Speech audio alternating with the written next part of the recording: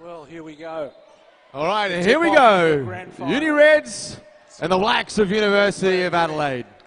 First possession.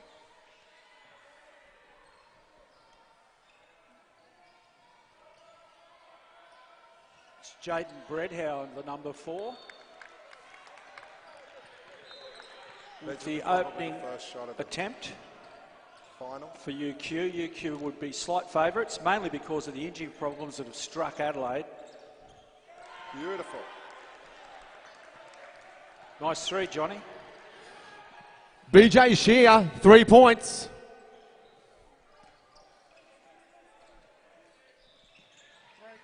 Dumps it inside. Very so nice far, start defence from winning the day. BJ Shear. See if he can get hot tonight, Glenn.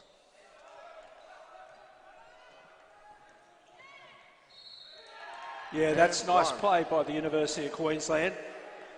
Johnny, that's what we expect from these guys. Good teamwork.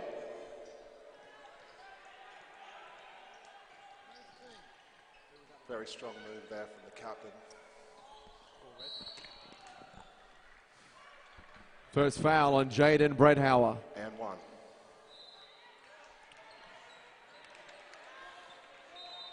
Uni Queensland, fast break. Nice pass, but unfortunately, it's a turnover from the University of Queensland.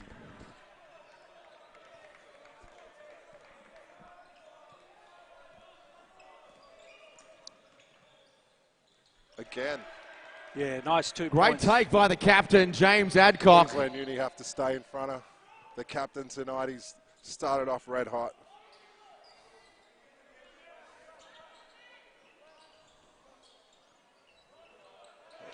We're on the board. Nice little free throw jumper there. Number 69, Max score Quirk. 7-2. In favour of University of Queensland. Adelaide up. Max Quirk, 19-year-old, seem to be having a few audio problems. He's a big boy. He is. Some of these guys are surprisingly big. Hobbies are jiu-jitsu, cycling and surfing, so you don't want to get up with him.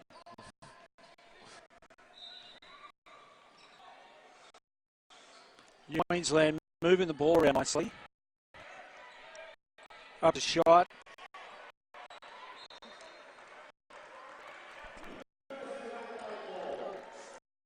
Was Benjamin Glover attempted that last shot. Benjamin Glover, since he was little, and his favourite moment was a game winner in 2018.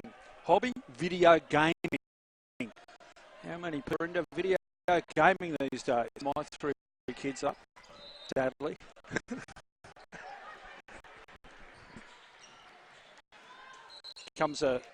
He likes to push up the court by Zach Harrison. Number 10, he's one of those take no prisoners type players.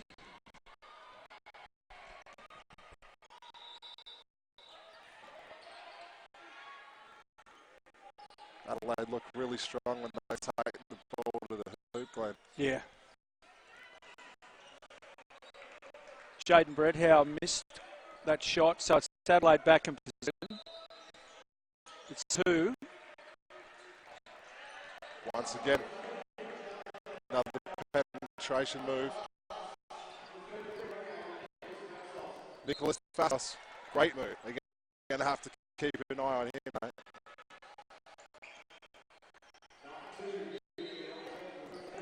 Beautiful. That's Isaac Harrison again. He's playing well.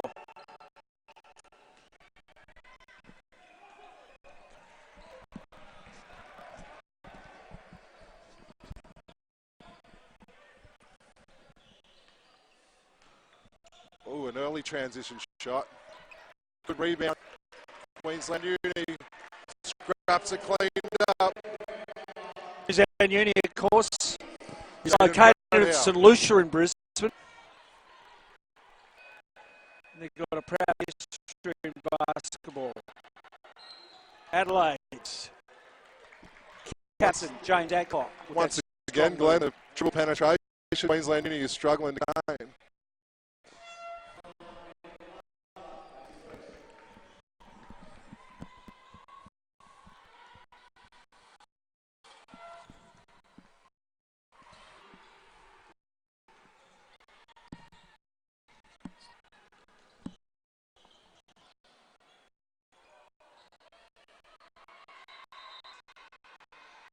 Nice touch on the first shot. The captain leading the way.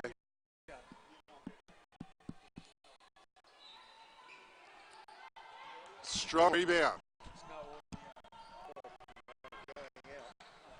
Adelaide really going hard at the glass.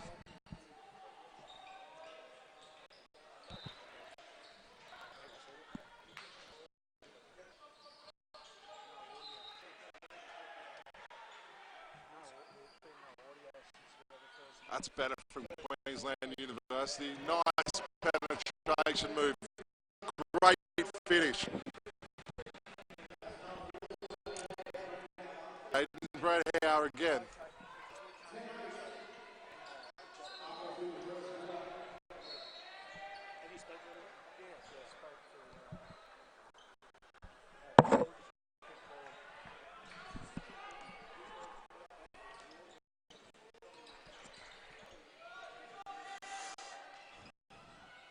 Ooh, that was close for the boys in black, Adelaide University.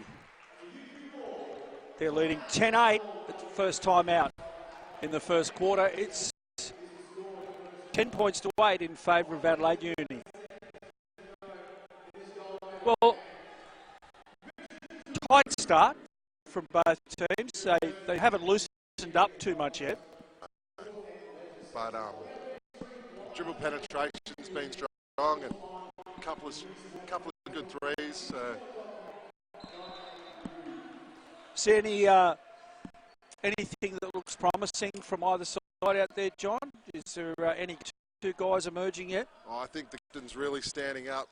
James Adcock for Adelaide University, or the university, and he loves studying finance and business. A bit of open.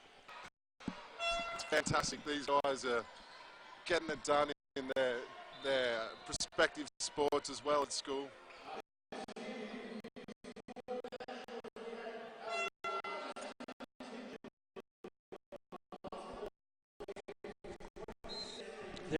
There are literally thousands of athletes converge on the Gold Coast for UniSport. It's become an annual event and it's extremely popular with students around the country.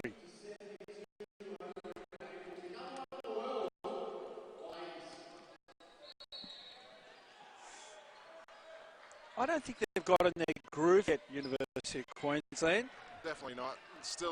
We're still getting chief possession getter, great rebounder.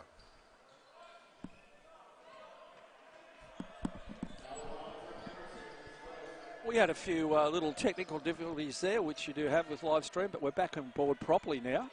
We can actually hear each other, which is great. Makes the game a lot better. Okay, it's University of Queensland on the fast break. I think this is what they've got to do, is push the ball up the court a bit quicker. It's a better reversal. Oh, attempted hook shot. Great defensive rebound there. Sam Shepherd put up that shot, but couldn't convert. And we're still locked at 10 all. Another three. Geez, been close.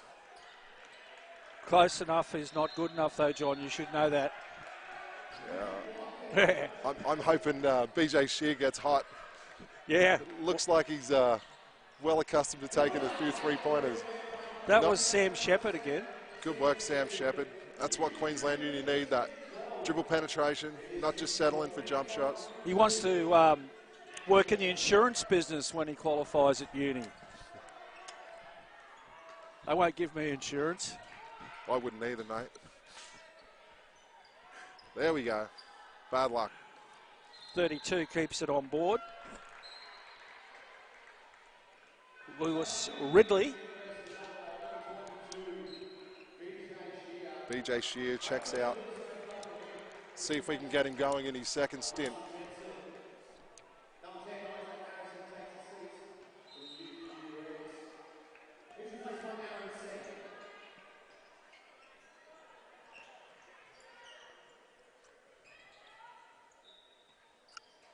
Oh, nice left-hand shot. Floater. Nice move. Jaden Bredhow, that was a beautiful move. That's one of the best moves of the game so far. He's come ready to play tonight as well, hasn't he? Yep. That didn't look close. Hit the side onto the backboard. University of Adelaide is settling a little bit for the three-point jumper. They had success early, taking it to the basket. Max Quirk, that was, the big number 69. There he is under the ball now, trying to get a rebound. Does get his hands on the ball again, and that's good D. Good offensive D. Looked like there could have been a foul, but... Ah, well, who's counting? Great move. That was Russell Jensen, studying electrical and electronic engineering, loves team bonding at the Nationals. His hobbies are sports and computer games. Gee, a lot of guys like computer games, don't they? What's wrong with us, Johnny? We're not into it. I think it's an age barrier. Oh, yeah, that's right. We're old. Forgot. I used to have a Sega game machine once, but anyway, that's a long time ago. Yeah, it was given to me. We've got a fast break here. Let's see. Alley-oop, nearly. Oh, so close. It's what they have to do. They've got to take it to the rim.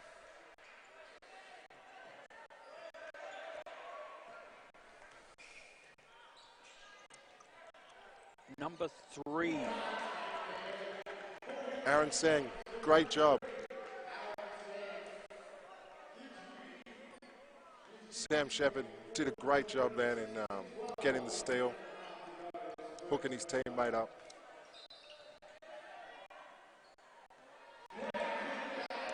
That was great. Another 3-point make for Adelaide. It's close. Liam Scott. Great rebound again. That was a great rebound from Nicholas Fassos. He's been looking good on the boards. He's a competitor. He is. He looks like he's a go-to guy for their possessions. Yeah. Another great shot. He's heating up, Liam Scott.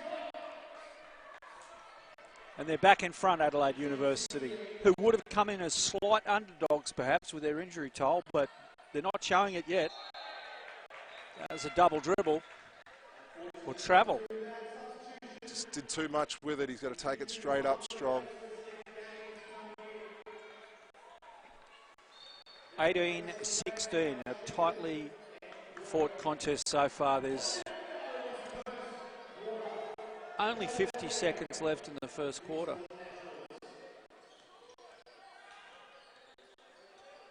Good ball movement. Open man.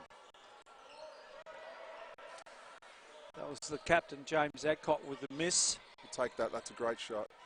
Yeah, it was. Oh, nice steal. But it goes in the hands of Uni of Queensland. They're forcing it a little bit. But that's a good, strong rebound from Adelaide. Again, it was Adcock, the skipper. He seems to be the real leader out there. I know he is captain, but you can tell why. You can tell why. Here we go. He's running Last the 10 clock seconds. Down. Are they going to play for an outside shot again? Got to move the ball or shoot it. Oh. Liam Scott. They got it to the man who was hot. He couldn't convert it. So 18-16 at the end of the first quarter break. Adelaide University against University of Queensland in the Div 2 UniSport Grand Final. Of course, the winner gets promotion. Elevated to Division 1. So there's a lot to play for. Both these teams will be coming back in September. Yes, for the Division 1 playoff matches. That's right. And I tell you what, it gets competitive at Division 1 level. A lot of these players are just being realised now in these teams. They'll be coming together, and it's a good promotion.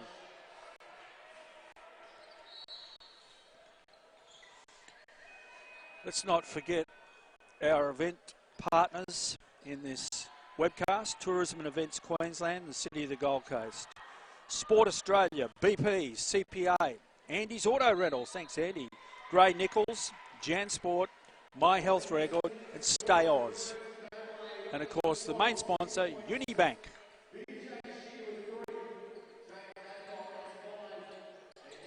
So what do you like so far, John? I'm liking the way Liam Scott's come out, and James Adcock, they're really leading the way for Adelaide, and I think Queensland Uni aren't fully set in their groove yet. They're going to improve as this game goes on. There we go. Quarter two, 10-minute quarters, of course. International basketball rules these days.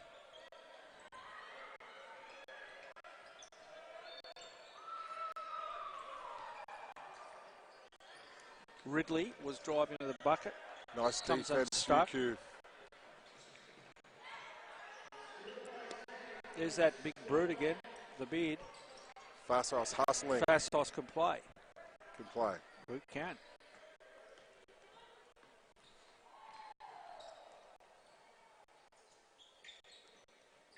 Nice pass.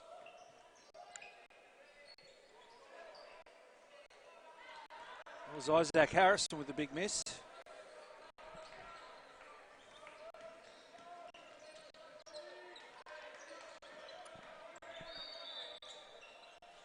Liam Scott again, another attempt. This is a heat check.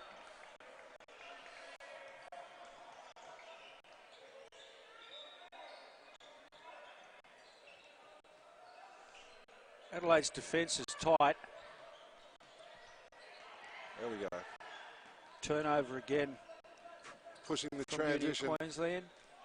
Getting a bit of shoulder in the action there, but it's all legal. Bad luck, James Adcock. Good attempt. There's a bit Good of pushy, defense. shovey going on over the far side of the court just then. It's getting a bit more physical. The teams are starting to compete now. We're into the game. We're warmed up. I noticed Harrison was in amongst the thick of it, having a little Beautiful bit of pass. Isaac Harrison again. Very good pass. 18 apiece in this tight ball game. Grand final of Div 2. UniSport. Whoa. Nice roll. Shooter's touch.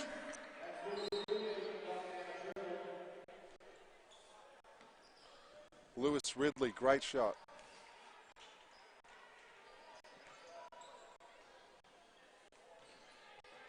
Thought about it. He's still thinking. That's short though. I think there were other options open to him, but he didn't take them. Okay, here comes the big outside shot from Liam Scott. For Adelaide's point of view, it missed, sadly. Handy combination, Adcock to Scott. Yeah, nice tough under the bucket there. Proper old school big man move.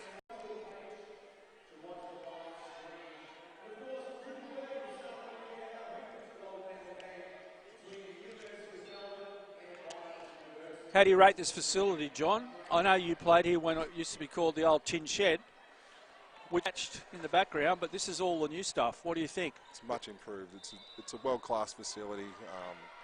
Any tournament can be played here now. We've got 16 courts, and obviously this grandstand court, which is, I think, facilitates 2,500, which is great locally.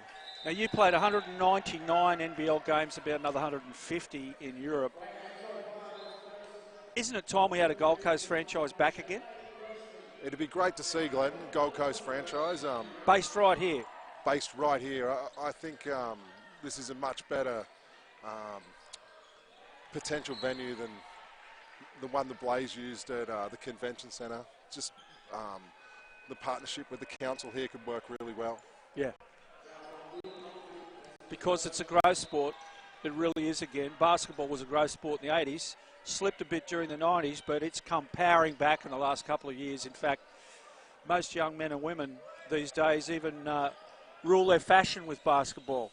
Whatever the NBA players are wearing, that's what they're going to wear. The captain again. He's really stepped up tonight. Adelaide's playing well. They're leading by 4 now. That's the biggest lead of the whole game. Good defense, deflection.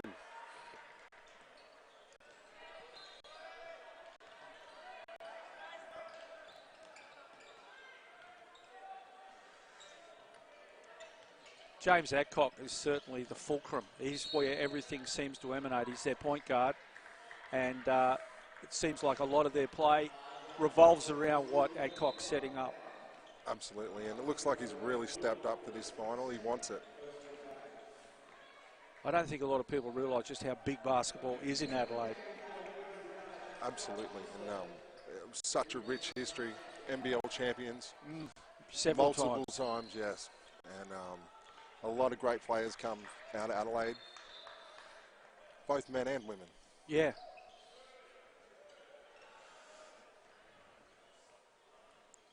Okay. Neither team's in the bonus yet. And up goes the shot Adcock from Adcock on again. Fire.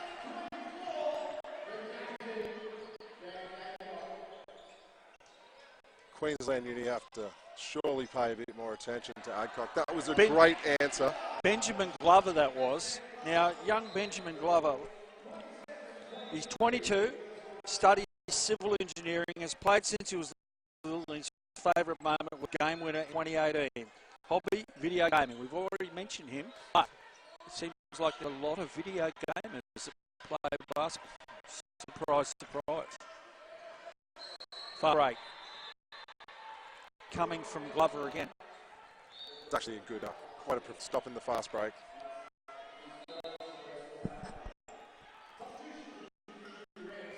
Substitutions. Uni Queensland have a Luke big Mum bench. Out. I like Mumford's game. He's played some nice ball so far. Hasn't done a good job coming in for Max Quirk, who we're looking to establish a little bit inside now on his second stint, just Max like Quirk, that. number 69. Percentage power move. They need more. He's into software development in his studies. Dangerous, man.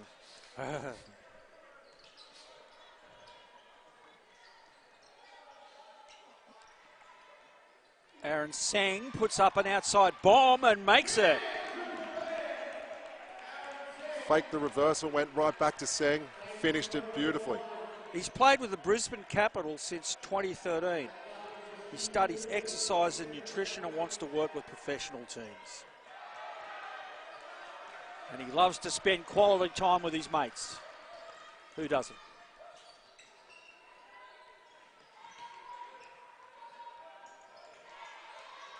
Great ball movement, University of Queensland. Penetration, floater, it doesn't quite stick. It's Aaron Sang again. He's got himself involved. He originally came off the bench. It's good to see him being aggressive. There's Adcock taking him to the hole again. Inside, outside, he's having a cracking game. Yeah, he certainly seems to be one of the elite players on the court, to be quite frank.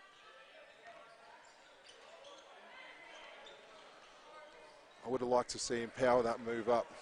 Good old Max Quirk. He's established great position. He's got to finish it. Just like that.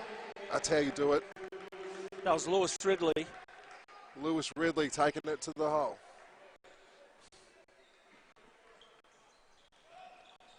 Sang again on the ball. Good deflection. Still Queensland University ball. 31-28, by the way. Adelaide Uni still holding the ascension.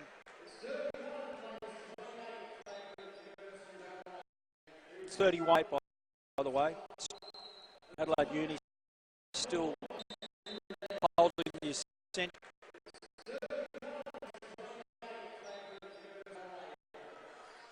And time out. 49 in the second quarter, or till half time. Prefer to hear that.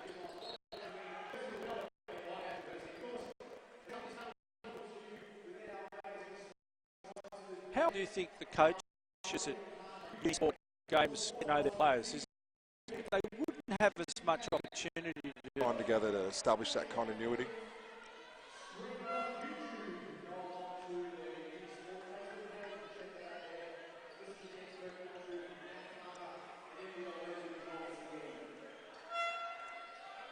Well, the team's coming back out on court again.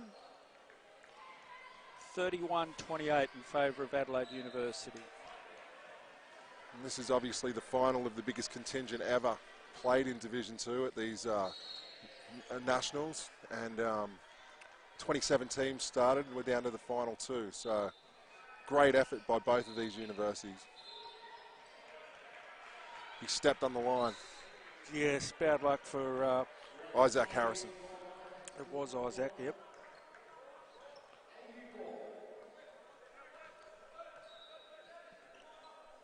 Queensland Uni have settled back into a 2-3 zone. Look how much they play off Adcock. I mean, he's obviously their go-to man, but gee, they play everything off him. Another miss there from BJ Shear. 2-man, you can't have a conscience. You've got to keep shooting them. You're only as good as your next shot.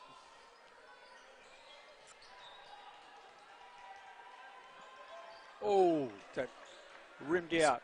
It was close. Max Quirk, bad luck.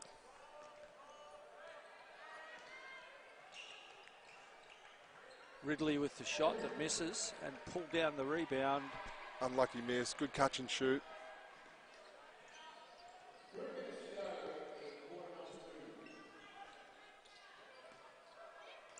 Oh, nice ball movement, Uni of Queensland. That deserves to drop, but it doesn't. Looks like both teams are dropping back into a zone, and messing each other's offense up. we'll see. Yeah. Play the zone. You have to shoot your way out of a zone and break it down from the high post and the short corners. So now zones, of course, are illegal in the NBA. Yes, they are. How do American teams then get on when they have to play and a team throws a zone on them instead of man-to-man? They've actually struggled historically with zones. They're getting better at dealing with the international rules, but they've changed the game a lot in a sense. But the NBA is just so exciting because it forces one-on-one contests, and yeah. That's all we really love to see that, but then again, it. Gee, that was a good move from Russell Jensen. That puts Adelaide further in front. They're up by 5 now. He's a real hard worker, Jensen. Yes.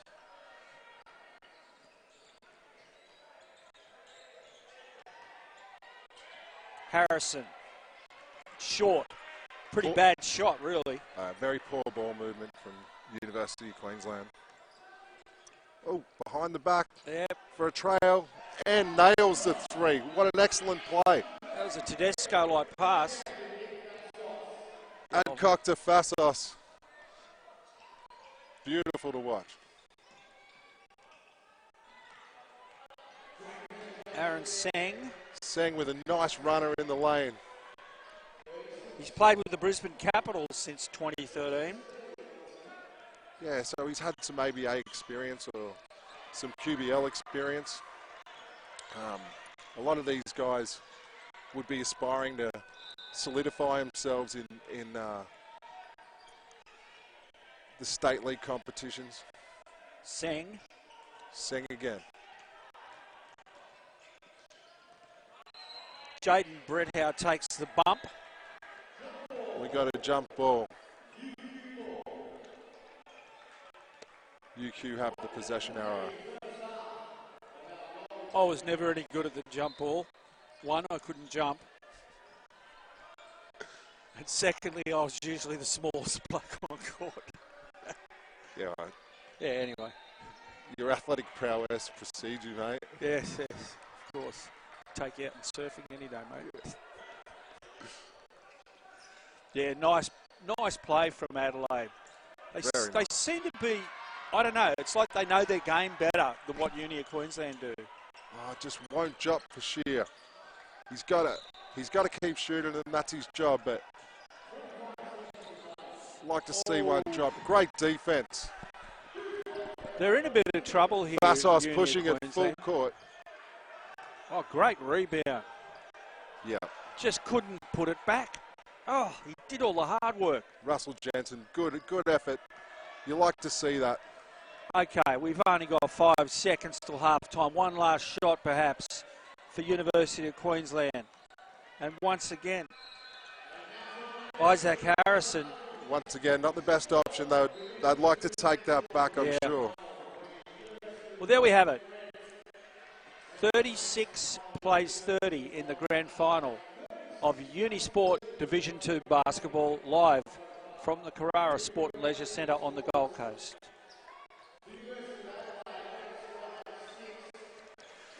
So what did you think overall of that that first half, John? Were you surprised by the standard, the lack of standard? Some of the ability out there looked pretty good. I was definitely impressed. Shooting, when the teams get good ball movement and try to take the ball to the hoop, they're looking a lot better. Splitting the seams, finding the open man. Queensland Uni, to me, hasn't got into their groove yet, where they've been playing all tournament, and Adelaide's really lifting. They've been injury plagued. We haven't mentioned it, but 2 of their better players are sidelined with a broken arm and a sprained ankle, and a couple of carrying injuries. So they're walking wounded this week. So it's a courageous effort to be up at halftime. Would you say courageous, or is it surprising, do you think? I mean, from what we gather, University of Queensland have a very big campus. Basketball, as we well know, is a big popular sport in Brisbane. But at the moment, their Division 2 team appears to be battling a little bit uphill. They do appear to be battling, but it's a game of runs basketball, and a lot can happen in a quarter. And once you start scoring, your energy levels change, and that's what I'm hoping will happen for University of Queensland. But I think James Adcock's come out as their spiritual and leader, and he's set the intensity level at the right where it needs to be. He's the guru. If you'd like to call him that, yeah, definitely. Yeah.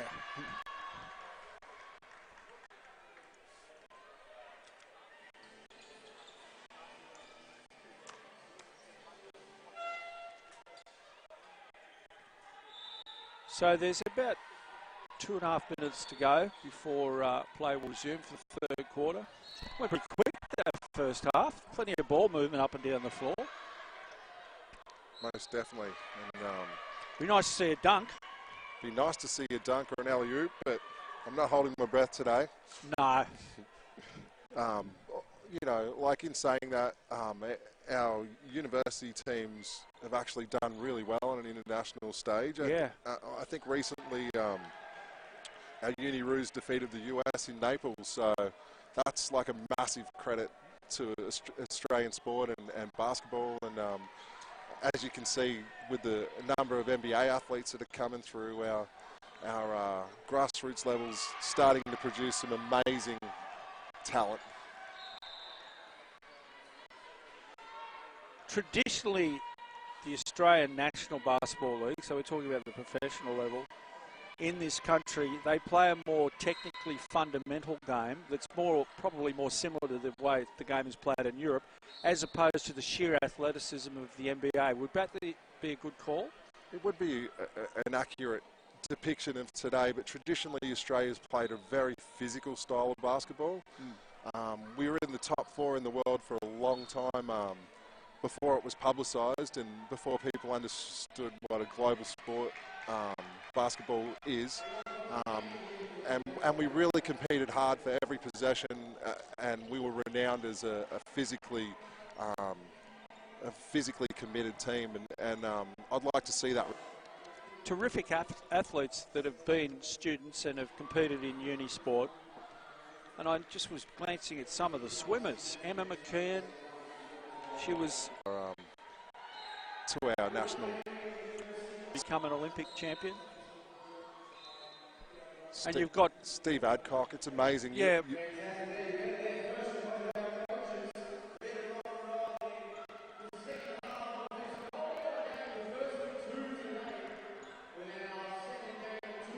I think Queensland Uni have to really lift their intensity in this next quarter, this next 10-minute stanza, and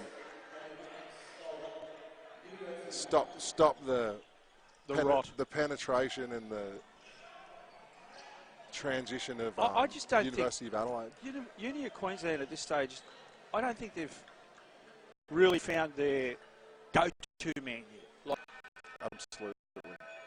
No one's really got hot. I guess that's what I'm trying to say. You're 100% accurate. And, they've just been grinding away. Different guys. Of course, they've at half they swap around, so that was a foul.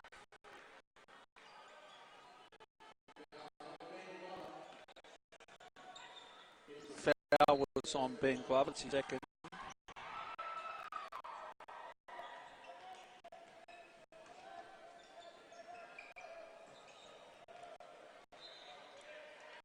Oh, nice tough work under the bucket. Got his own ball back. That's well played. Nice block. Better defense from the University of Queensland. Let's go.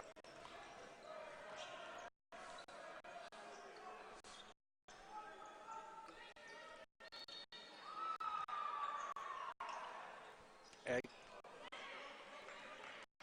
was Benjamin Glover, who unfortunately for University of Queensland missed that last shot. It was a good shot though. Yes, it was. As long as we're getting the reversal. He's the man who's been hot. He can't make that shot, but someone's got to put a hand up on him. Liam Scott's been on fire.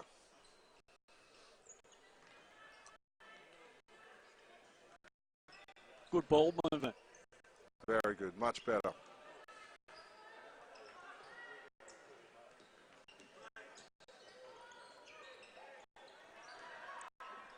Showing patience at least. Oh, that's an air ball. Dear, dear.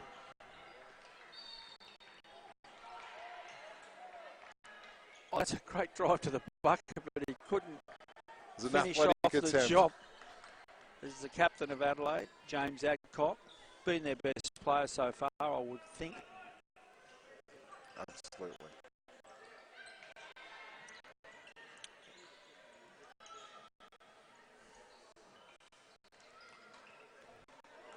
Nice rebound.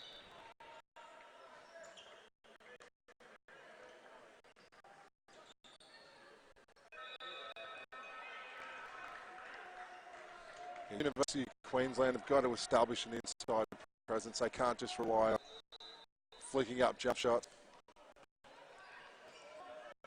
Beautiful move. Oh, didn't quite finish it. That was unlucky. Lewis Ridley. Just wouldn't roll. Nah. That's better. Good finish. Sam Shepard making it opens the scoring for the University of Queensland in this third quarter. Nice pass. Good finish.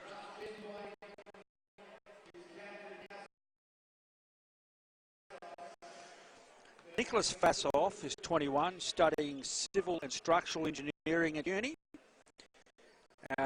He enjoys walking his cat.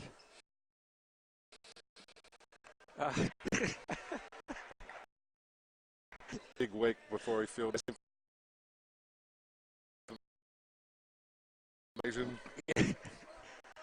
I haven't really. Nice rebound. I just haven't seen many guys that like walking their cat. It's definitely original. Beautiful.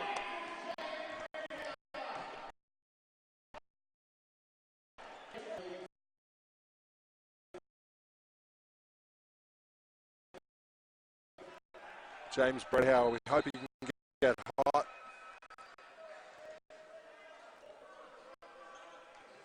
Nice pass. Charge, it's a tough call, but good defense. Shepard,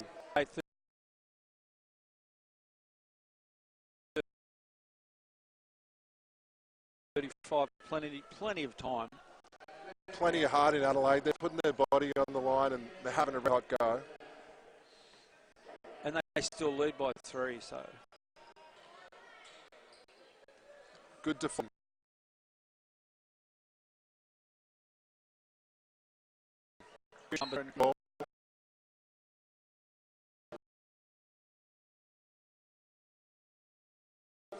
Yes, they've lifted their tempo. There's no question of that. Tempo's improved and the gap's closed. Like.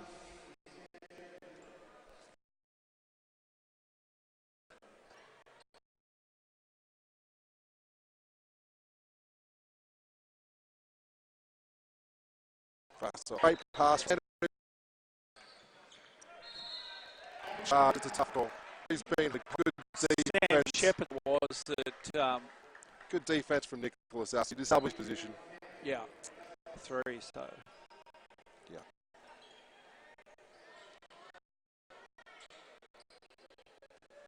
Good deflection. Queensland Uni. Here we go. Fast break situation.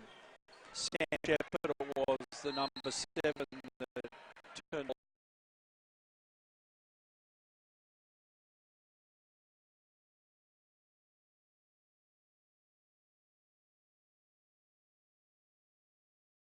And At least they're pushing the ball. yes, they've lifted tempo. There's no question of that. Tempo's improved and the gap's closed.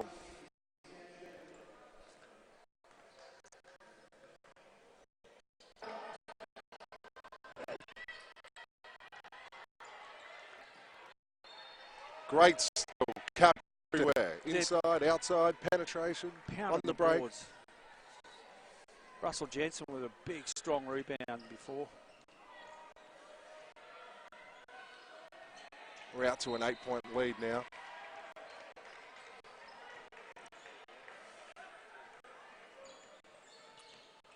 Yes, Uni of Queensland need to score soon and start to close this gap because it is growing. It's now 7 points. Just got a technical foul. It's starting to get a little bit frustrated. Need to calm down, regroup. Timeout's maybe a good thing. Here we go, timeout, here it comes. Of course, the University of Queensland is based at St Lucia, a very prestigious suburb on the Brisbane River. I never had enough money to rent a place there. I've spent a fair bit of time there, actually. Oh, it's a great facility. I used to lie and tell people I lived in St Lucia, but in actuality it was Toowong. But anyway, close. Yeah, in the a couple of years I played with the Bullets. Their training facility was at the University of Queensland, and they don't miss out on much there. Yes, I used to pretend I was a student, just so I could sneak onto their tennis courts. They had really good tennis courts at the University of Queensland. You look more like a dean or a professor, I think.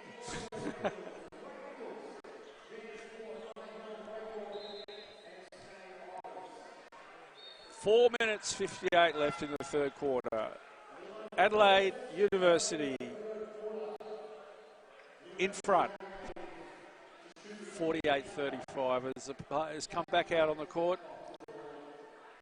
They're getting a bit feisty, the University of Queensland lads. So free throws. The captain knocks him down. Adcock, Mr. Reliable of the Adelaide team. I reckon he's got game. I mean, we've already mentioned that quite a few times, but definitely. He's got the ball in his hand more than any other player on the court.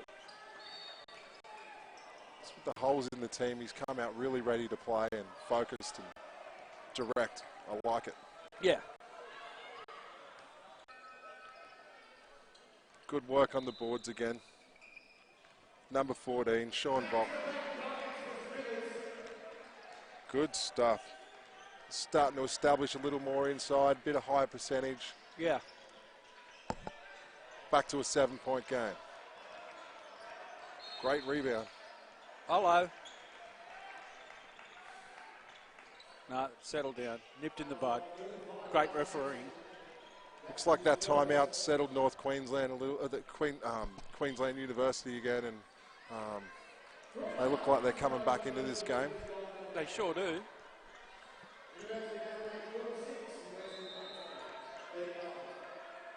He wanted to shoot the ball. Isaac Harrison was desperate to shoot the ball, and in the end, he kind of blew it. Gee, those two have been going at it for a while now. Yeah, they're in everything, aren't they? Yeah.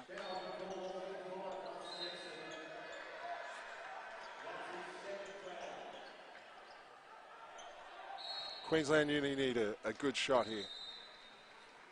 Can feel the momentum changing.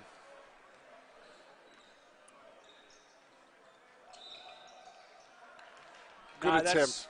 Yeah. High-low. It's not well executed. Fassos running the floor. He's going to go to the line, shoot two. You'd think.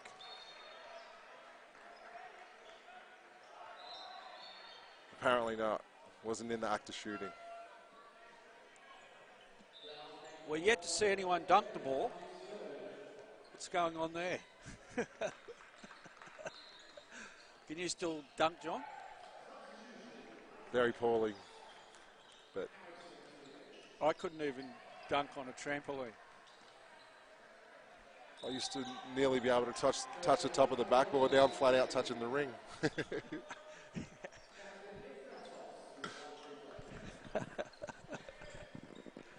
Yes, wonderful thing, age. None of these guys have to worry about that. Great job. No, they've got their whole lives in front of them, combining their sporting love with their educational needs and desires. It's a great mix. Sport, great shot study. again. It's Jaden Bredhauer. He's really not letting them get away. He's stepping up. Just needs a little bit of help. The buffer's still there. It's 47-41 to Adelaide. Outside shot, misses. Rebounded by Bredhauer. Again, yep. That's short. Being a bit more aggressive, taking it to the hole. Yeah, nice. Quirk with a nice jump shot. Short corner. Here they come. Queensland University. Spirited fight back here. 4-point game. With Adelaide having a couple of guys out, will it fatigue them late in the game? It was actually a really nice finish with the left hand right there from Lewis Ridley. He's been playing basketball since the age of 5, so plenty of both experience. hands isn't a problem. Oh, nice. Quirk again. That's his spot, that baseline jumper. Short corner. Someone's got to realise that's the way you break open a zone, Glenn. Yeah. He's having a good game, Max Quirk, isn't he? He is. He's lifted. Push it. Here we go. Should have made that. And it's another turnover for University of Queensland. Nice pass, good spacing and finish. Russell Jensen continues. Russell Jensen's been a bit of a monster out there, hasn't he? He's been around the board. He's been pounding under the hoop. He's played a good game. He's definitely got a good basketball IQ and a few skills. It helps. There we go. Steele. Captain's off. Full court. With the finish. Excellent job. Back to an 8-point game. Nearly a great pass. Callum Lekmus with that miss. I think this will be the last shot of the quarter. 20 seconds. 20 seconds. 8-point split. Adelaide Uni. A little bit of ISO ball against the zone. Want to set some screens against that zone. Move to the gaps like that. Good shot, Adelaide. Oh, beautiful. Fantastic. And it's a 3. Beautiful. Really good finish to that quarter from Adelaide University. That puts them out to an 11-point buffer.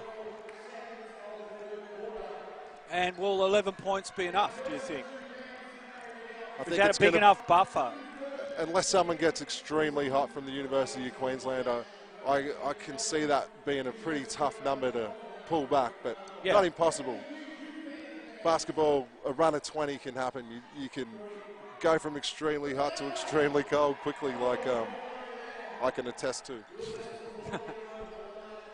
Yes, I guess I'll let the cat out of the bag. I was a uni student at the University of New England for an extended period of about 3 months. Some behavioural issues there. Sadly, I kind of got caught up in social activities a little bit more than I did with study. But anyway, I still got a job working in bananas. They employ anybody in television. Yeah, well, they did in those days. No, seriously, we used to play a lot of sport at uni. I played in the University of New England cricket team. And they had rugby was very strong in Armidale. Oh, absolutely. It's, there's a lot of sports being played here. There's 20 sports across the board. Yeah, it's not just basketball. And more in the first division in September. Yeah.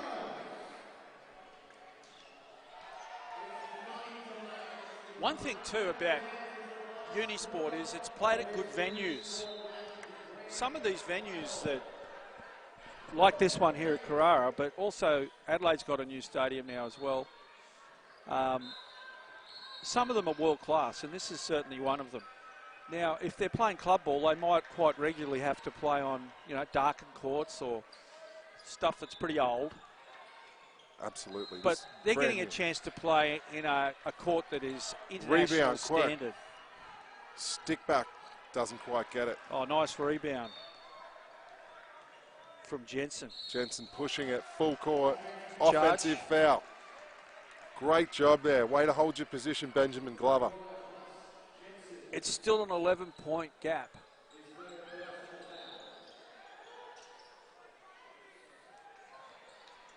I'd much rather see Adelaide attacking the rim like that than settle in for threes. This lead, getting to the line.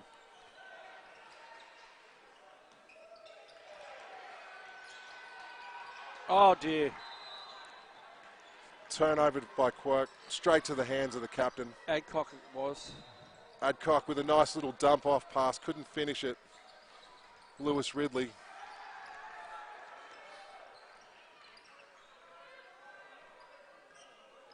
Aaron Seng running the point as we speak.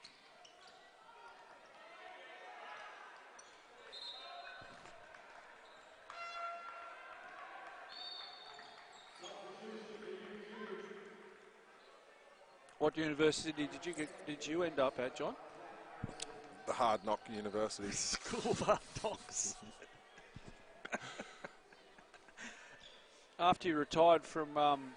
the Australian Institute of Fitness, actually, Glenn, and I got to play quite extensively through the US. I would have played the top 50 Division I colleges, and I was really privileged in a time where we got to tour a lot, and we had a lot of fun on those tours.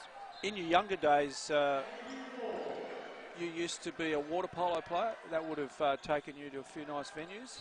Yeah, absolutely, and but not so much internationally as basketball's given me the opportunities. I didn't even realise there's a professional league till I played in Europe. Yeah. Wide open shot, and nails it. Nicholas Fassos. He's been a rock tonight for... This is quite a significant lead now. 59-45, 14 points the difference. Uni of Queensland have just never got in their groove. In saying that... Fassos, again, he's on fire. Fassos has been playing at a very high level. He's a Division I player, I think we could safely say that. And they're on their way.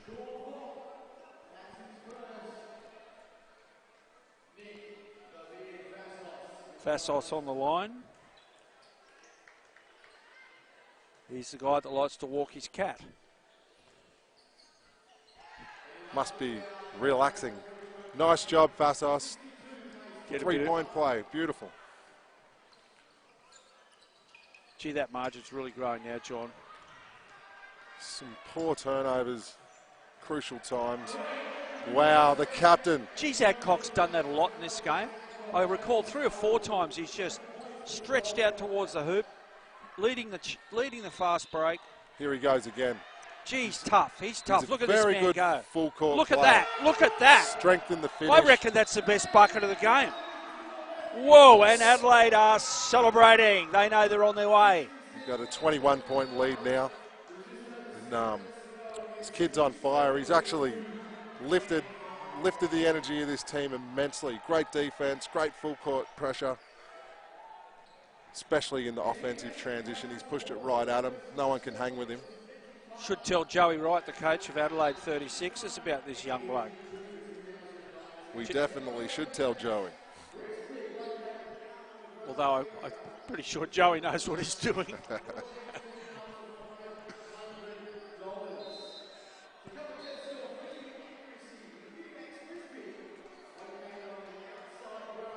Joey's had an amazing career, and Adelaide are very lucky to have a head coach with so much experience and tough work ethic. So if you were picking an MVP right now, would it be Fassos or would it be their captain, James Adcock? I think a few of them have contributed really positively, but for me it's James Adcock. He's yeah, me too. Liam Scott's come out and really made a difference.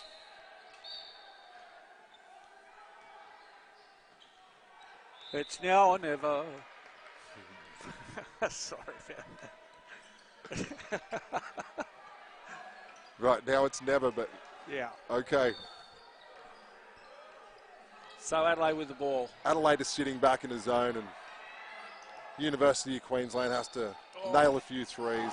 Oh, what about that? What about that from Adcock? He's making tough shots look like bread and butter. It's a funny game, basketball, once you start to get a bit of confidence. Funny old game, basketball. It is. The rim seems a lot bigger all of a sudden. Oh, dear. Nice rebound, Nice rebound. Though. Didn't put it back, though. Got to stick They're it. still stuck there. They're playing tough. That was Max Quirk. He's tried his guts out, Max Quirk, in this game. He has. He's been a bit unlucky with a few shots. He's made a couple of good rebounds. He just hasn't been able to follow up, and I think that's happened a fair bit in the Uni of Queensland. Absolutely. Finishing's been a problem. Oh. Finishing not a problem for Lewis Ridley. Good penetration. Great ball reversal off penetration for the open shot. Nails it. If you're a University of Queensland fan, I feel sorry for you right now because it's 71-47. That was actually a very strong move. Yeah. They needed to be doing more of that in this game. Establishing inside position, finishing. They're a bigger team. Got a possible three-point play here.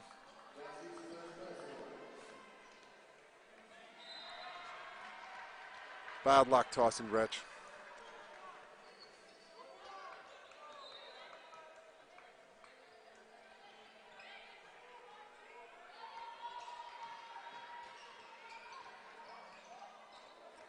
Jordan Norris that was. Nice box out from Retch.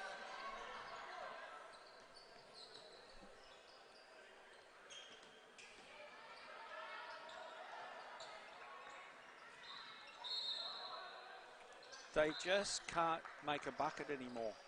Let's not forget it. It was, what, 1 or 2 points in it in the first quarter. Absolutely.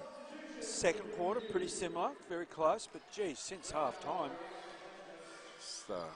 Adelaide just look a class above. Like the Warriors, third quarter magic from Adelaide. Yeah. We're talking about the NBA Warriors.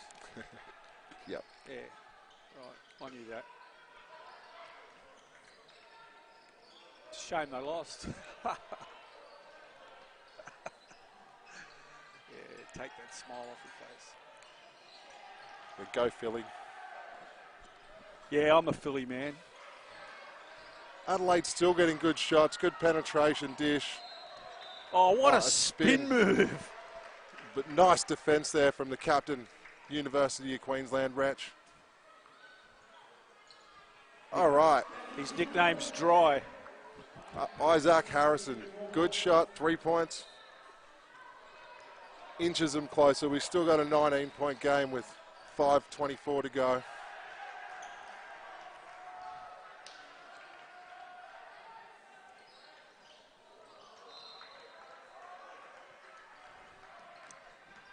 So 71 plays 52 with about 5 minutes to go in the quarter.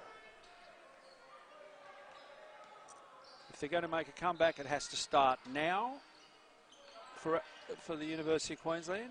Quirk again. Yeah, I think he's been one of their better players. Oh, absolutely. Max Quirk. Absolutely, Glenn.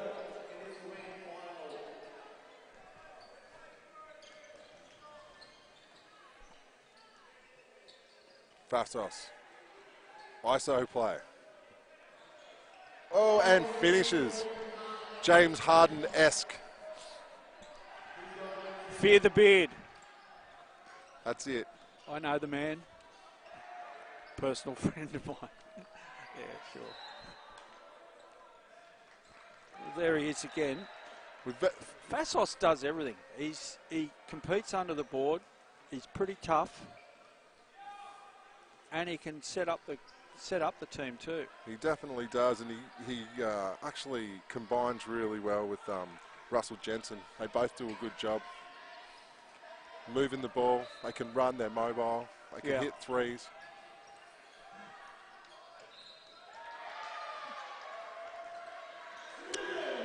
Quirk again, nice jump shot, elbow. Max Quirk. He's 19, studying computer science, and he wants to do software development. His hobbies, jiu-jitsu, cycling, and surfing. Mentioned him before, but he's worth a mention again because he's been probably University of Queensland's best. Oh, nice and tough under the board at the moment. Travel. Better defense from the University of Queensland. Forcing Adcock to take the extra step. 73 to 56. Only what? 3 minutes 23 to go. It appears that Adelaide University is going to reign supreme in Division 2 basketball. And what awaits on their journey? More study, of course, we can't forget that, but basketball. They'll be back here on the Gold Coast later in the year to take part in Division 1 Grand Championships. Division 1, of course, is slightly, well, you'd have to say it's a strong enough situation with Division 1 that it would attract coaching scouts. I mean, there's that many good players and guys that are already in NBL squads in Division 1. Absolutely. But not to take away from some of the talent level here today. Oh, These guys have no. competed extremely hard. I would think that the way Adelaide have played so represented their universities really well this week. I can't imagine Adelaide going to Division 1 and not being able to, string a few wins together. I think they've shown enough class that they belong at a higher level. That's right, and you add two more of their stronger players who are injured tonight. And, yes. They're definitely quite a tough team looking at them. 3-point attempt. Nice job. From Benjamin Glover. It's finally dropped. 73-59. Is it too late, though? There's only less than 3 minutes to go now. I think it's a big ask. Yeah. Oh, yes. Fantastic finish. Middle penetration. Nice flow to finish. It's all dropping for Adelaide. Here he goes again. We needed that to drop.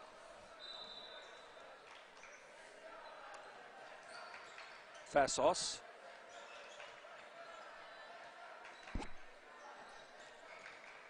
Jensen, nice little handoff to the captain. Oh, Couldn't that's the finish first it. time he's missed one of those flying layups. It is. Not particularly big bloke. Gee, he plays above himself, though. He's very quick. Very quick and very strong. Good, strong ball handler. Nice left-hand finish. He goes all right. Yeah. Of course, playing sport at this level means these guys will have a great experience during their university years. Sport enables you to break the routine. It gives you a chance to enjoy life a lot more and look back in your senior years to go, well, I played for my university and we won a Division II national championship. I think a big part of these games is the social aspect, and I'm sure they have a great time. And the Gold Coast is renowned for well, it's a party having town, let's a great face it. time. That's why we live here, but well, some of us do anyway. There was a day. Look, you know, I think it's these guys are looking pretty athletic. They're looking fit. So it's obviously they haven't just come to the Gold Coast to, you know, booze up and have a good time. That wouldn't have ever entered any of these young men's minds. I'm sure there's a good balance socially. Can't believe that. Uni students don't drink, do they? No. Too young. That's right. Especially these student athletes. Yeah. UQ ball. Yeah, I think there's no doubt the two stars for University of Adelaide, their captain James Adcock, the number one. But Fassos, the man that enjoys walking his cat, is certainly been the second best player on the court. I think they've had really good all-round contributions from everyone. Everyone who's stepped on the court's had a really good intensity about the way they played tonight. Yeah. That's a foul on Isaac Harrison. Harrison's tried really hard, the solid number 10, but he's just unfortunately been unable to finish on several occasions. Absolutely. There he is with the ball again. He handles the ball a lot more than any other player in his team. Brett Howard misses that one. Big rebound that UQ ends up crabbed going the and way of caught. Adelaide.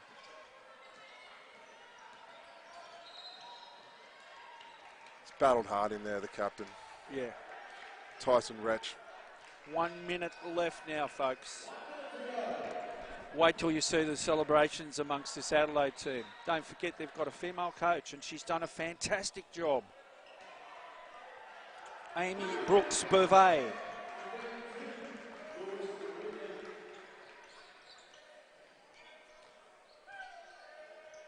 So we're inside the last closing moments of this game. Adelaide will not be beaten. They are going to become the Division II champions. Very strong effort from Adelaide. Like you said, they're going to give Division I a shake too, I'm sure. Yeah, the air's gone right out of this game now. They're just running down the clock, Adelaide. Great win by Adelaide, by the way.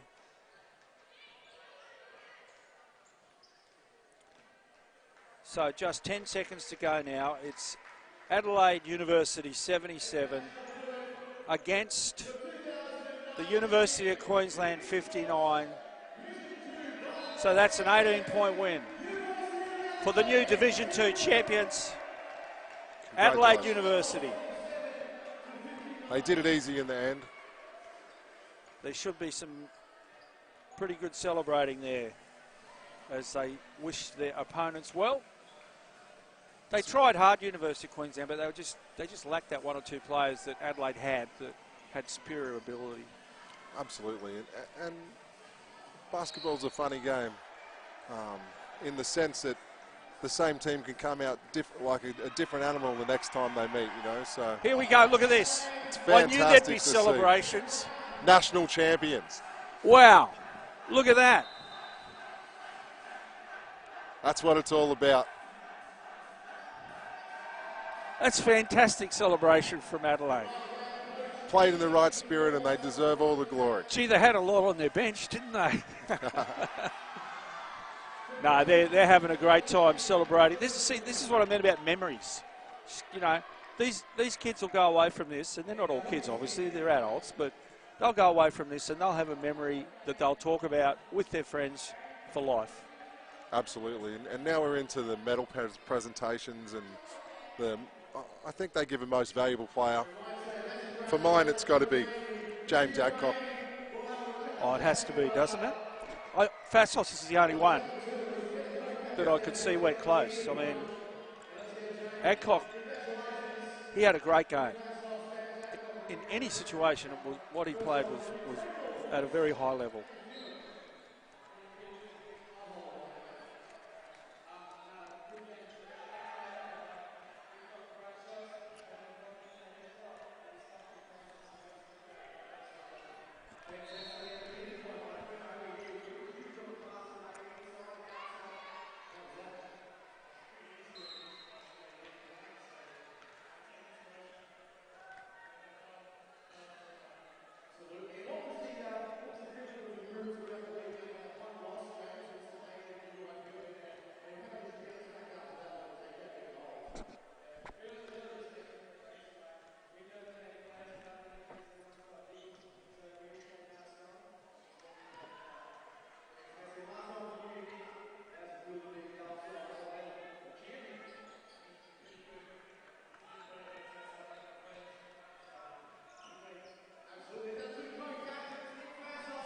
$18 points, and of course, James Adcock finished with 24, and our UniSport Grand Final Division 2 Nationals champions. Let's hear it for the University of Adelaide.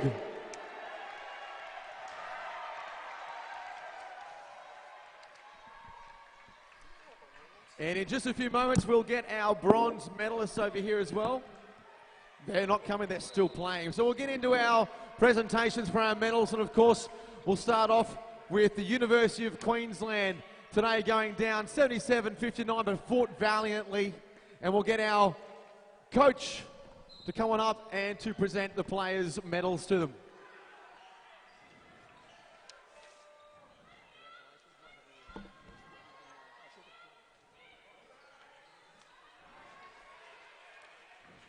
All right, Coach, a bit disappointing, obviously a big week, but how are you feeling after that? It was definitely a great effort. Credit to them. They came out, they hit their shots, they couldn't miss in that first half. So, and we made runs. They came back, made their runs, and they took us away, took it home. So credit to them. The boys played well. It's been a tough week, and all credit to them as well. Absolutely, it's fantastic to make the UniSport Grand Final Div 2 Nationals. Of course, hopefully be back here again next year, and we might get you to present each of your players their medals. We're going to call them out one by one. All right, starting off, can we get Ben Garner?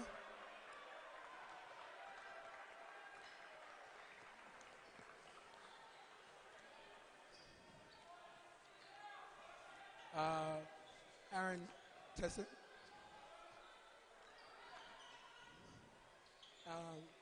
Lep. And then can I get Shmuel? Can I get Whip?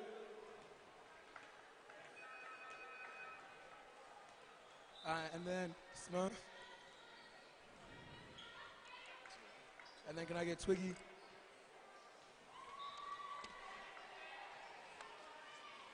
Can I get Smithers? And then can I get Gov? Gov? And then can I get Luke? And then can I get Guzzy? And then Tucky.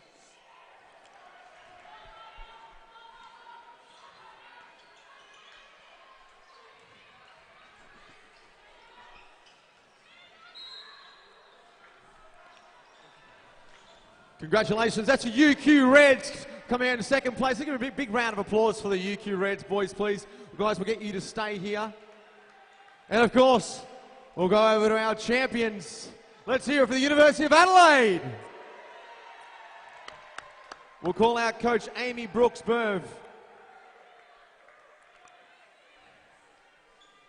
Congratulations, Amy. I know we've had a chat already, but we'll be really quick. How was the feeling amongst the group? What was the week like for you guys?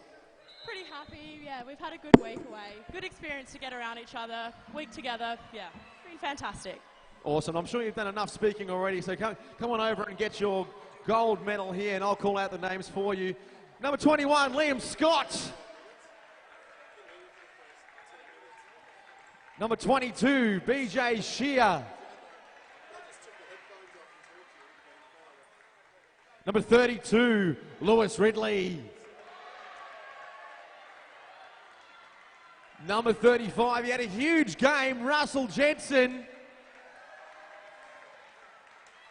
Number 41, Jordan Norris. Number 52, Scott Chislett. And of course, last but not least, our two co-captains, number 24 with 24 points, James Adcock. And finishing with 18, number 33, Nick the Beard Fassos.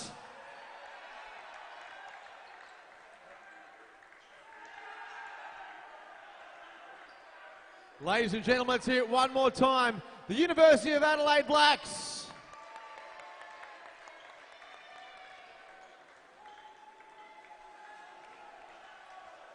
And we'll get the UQ guys to come on over here. And we'll get the Adelaide guys mix in here with the UQ guys. Let's get a team shot. And we'll get you guys to jump in here as well. Get both teams in the middle.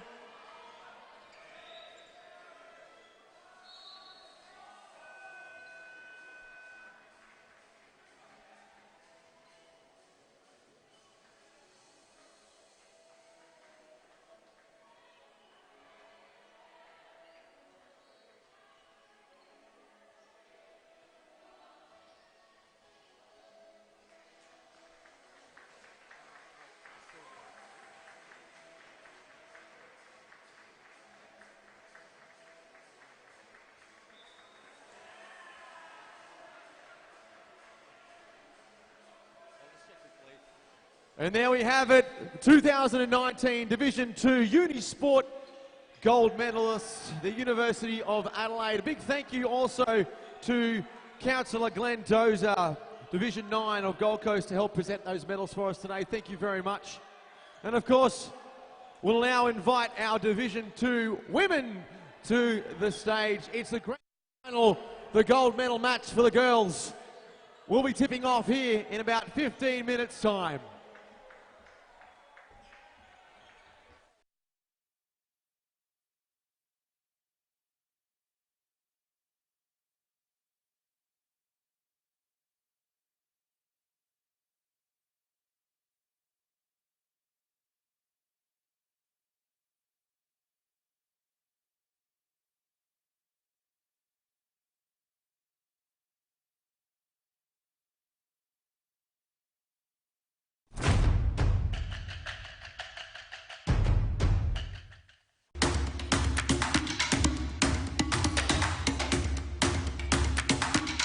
At Unibank, we understand that every percent counts, whether you're on the field or off.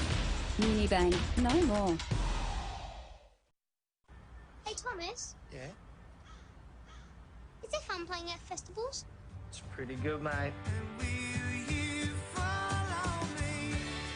You get to see amazing places, meet new people, everyone's just pumped to be there, and you get to do the sign-off.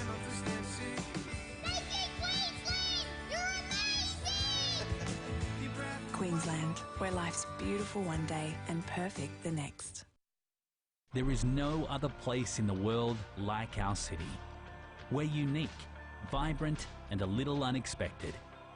We're so much more than sand, surf, and sports. We're for telling local tales, unearthing hidden gems, and sharing the stories of spectacular people. As a young city in transformation, the best is yet to come. We are Gold Coast.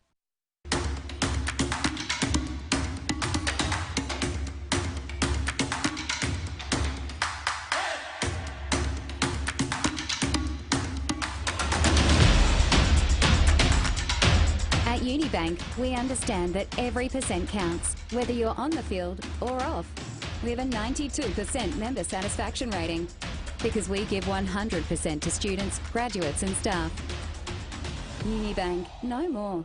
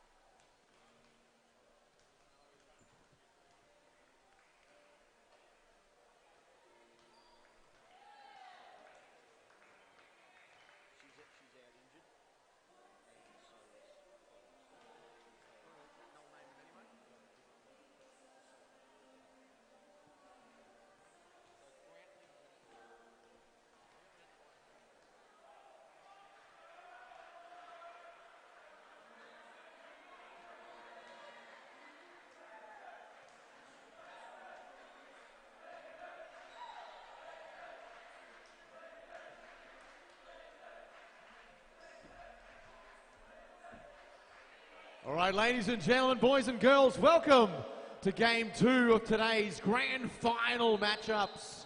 We're going to our women's Grand Final gold medal game here between the University of Melbourne and Monash University. So far, it's been a fantastic day. We saw University of Adelaide take out the gold medal over the University of Queensland in what was a fantastic men's game.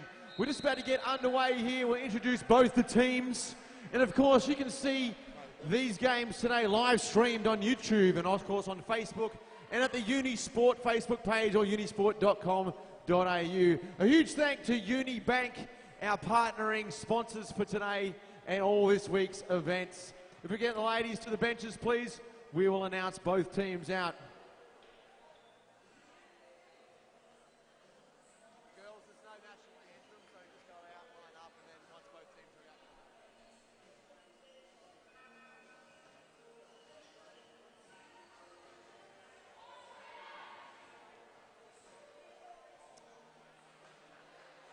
All right, introducing the ladies from the University of Melbourne first. In number 4, Isabella Renton. In number 7, Stephanie Parrott. Number 8, Natasha Dunn. Number 9, Claire Fernandez. Number 10, Jade Lisbon. Number 13, out injured today, Taylor Fogarty. Number 14, Mathali. And our captain, who's also injured, Amelia Smith. That's the ladies from the University of Melbourne. Now to the University of Monash.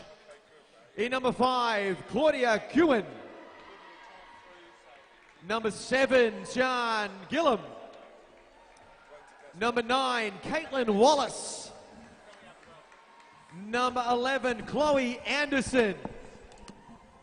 Number 12, Giovanna Bukvik. Number 14, Melissa Pryor. Number 17, Michaela Kewen. And the captain, number 6, Jackie Trotto. The coaches for Monash, Gabrielle Tarabolsi. And for the University of Melbourne, Grantley Bernard. Ladies to your benches. Ladies to your benches. Tip off with 1 minute away.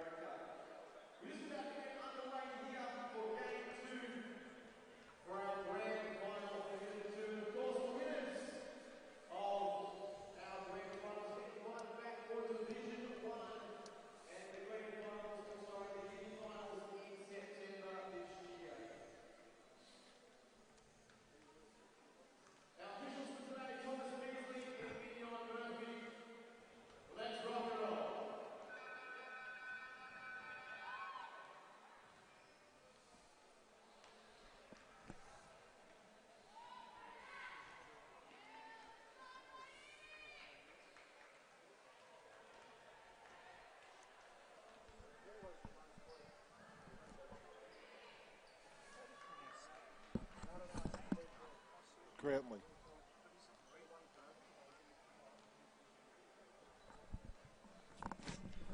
It's got to be as it's red. That's all we got.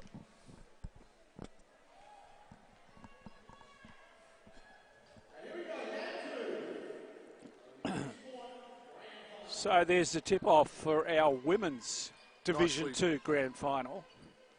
Monash in the grey and Melbourne University in the traditional navy blue of the Big V. And already... Great ball movement from Monash, first play. I was about to say that. You beat me to it. You'll find that a little bit, mate. Yes. So here's Stephanie Monash on the Perot. fast break. That looked pretty easy. Bad turnover. Too easy for Chloe Anderson. So we've got some extended pressure from Monash. See how long this lasts in the game. It's good to see.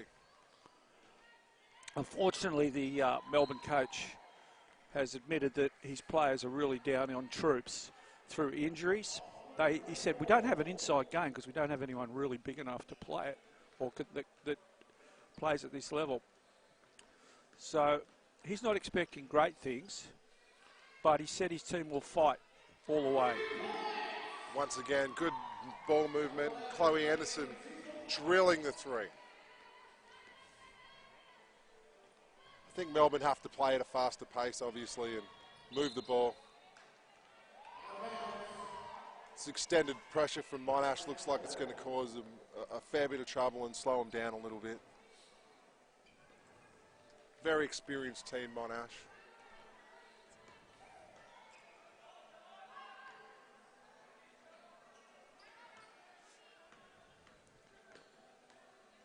The number 6 for Monash is Jackie Trotto. She's the captain.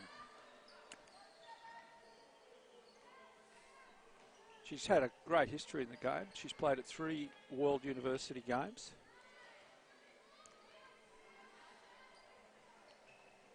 A woman of my own heart. Hobbies, baking, travel and Netflix.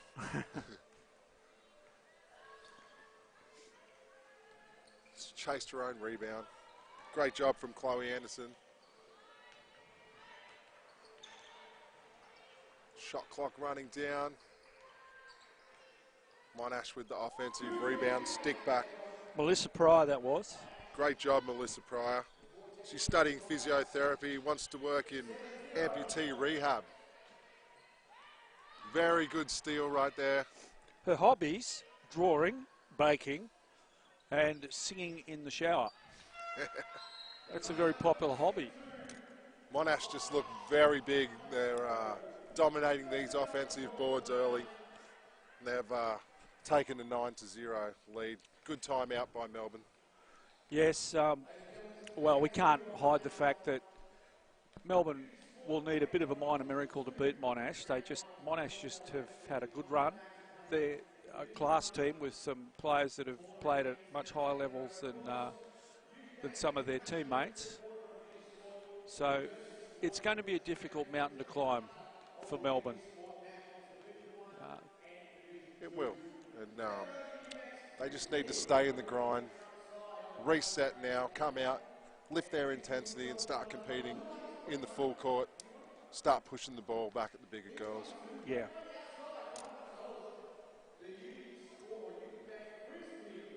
I mean, the fact that Melbourne made the grand final is a feather in their cap anyway. But sometimes there just is a team that's in your competition that's just downright better team. Well, also, it's really hard in tournaments to stay healthy, and we're seeing a little bit of that with the depth of Melbourne, missing a couple of their inside dominant players. So, yeah.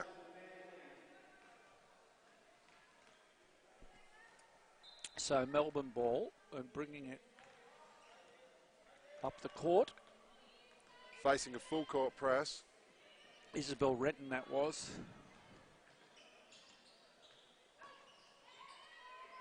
Great job from Monash maintaining ball pressure. Now breaking. Poor pass.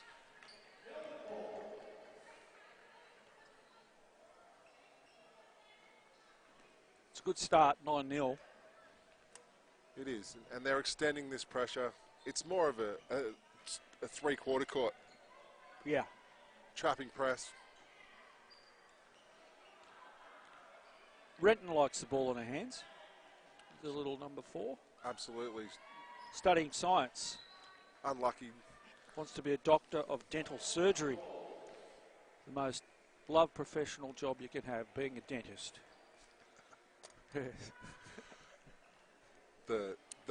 One of the great things is Isabella Retton's hobbies consist of competitive rapping, so I'd love to hear her give us a spray on the mic. I was pretty good at competitive, whatever you call it, rapping. Melissa Pryor again cleaning up the glass. Looks big and strong and dominant inside. Oh, turnover. Melbourne have got to stop taking the ball over the half court to the trapping positions. This is their number one player, Trotto, Jackie Trotto, the captain. Right. She's there she is. She's on the ball now. Kicks it out. And that's a nice bucket indeed. Another great shot from Chloe Anderson. She's studying psychology and wants to be a youth social worker. That's great stuff. The hobbies, travel and basketball. Well, she's got both this weekend. She's on the Gold Coast and she's got a basketball, so she'd be happy. Melbourne still looking to open their scoring, which shot clock runs down.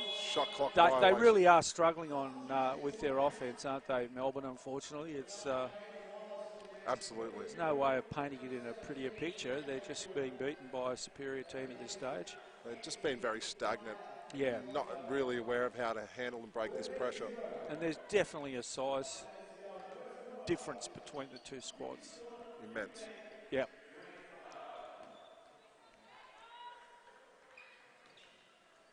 Good ball movement nice from inside Monash. Pass.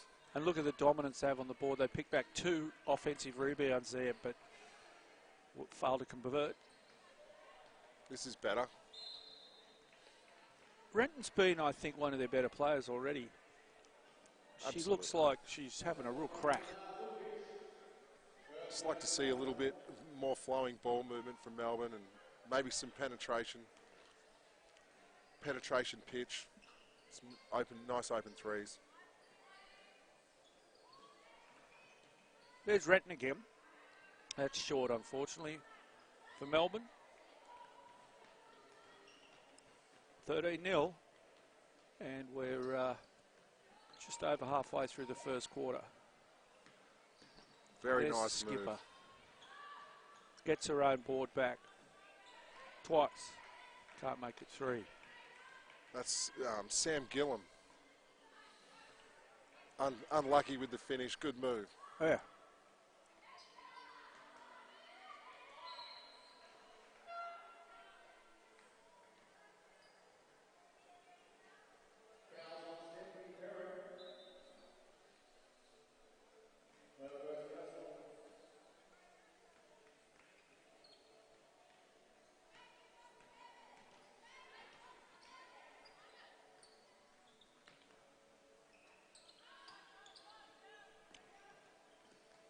Melbourne get the ball back.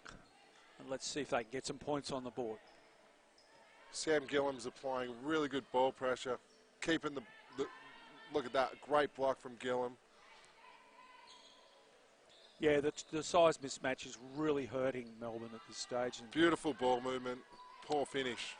A couple Finishes of the players let him down, that's all. A couple of the Melbourne players that they haven't been able to play in this grand final were their bigger girls. So there's a definite height disadvantage for Melbourne at this stage.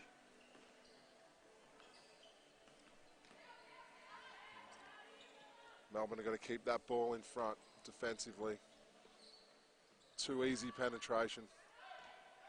Neither team able to convert into points for the last minute.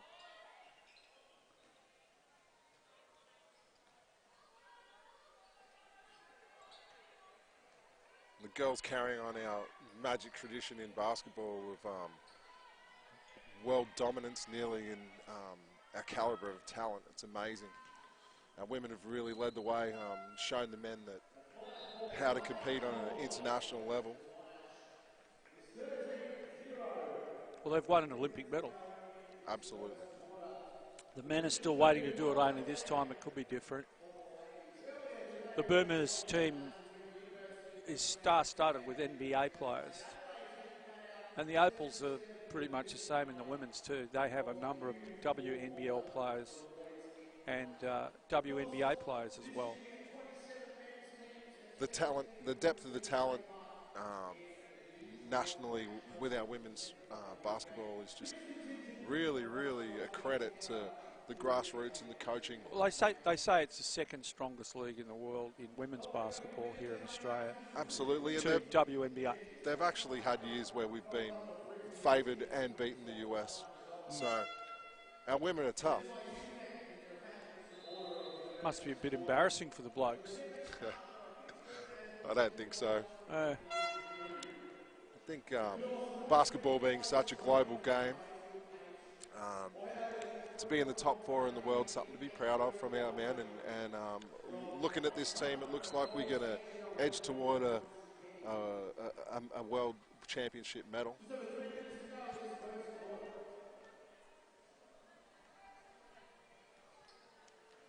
What does Victoria, or Melbourne University I should say, what do they have to do to make a bucket right now? They need to increase the tempo and attack the middle of the floor. They keep bringing the ball up down the side of the floor with no passing. You got to pass the ball over the halfway against the bigger side. Get them scrambling and rotating. This is a little bit better. The slower they play gives Monash a chance to set up, and they're waiting for him defensively, and the girls play tough. Oh, Renton's gone close about 4 times. Just can't get the ball to drop. Just can't get it to drop. Unlike Melissa Pryor, beautiful stroke. Gee, that was a nice stroke. Technically, it just came out of her hand like a well-lubricated piston, really. It was great to watch. Yeah. Very, very nice follow-through, nice stroke.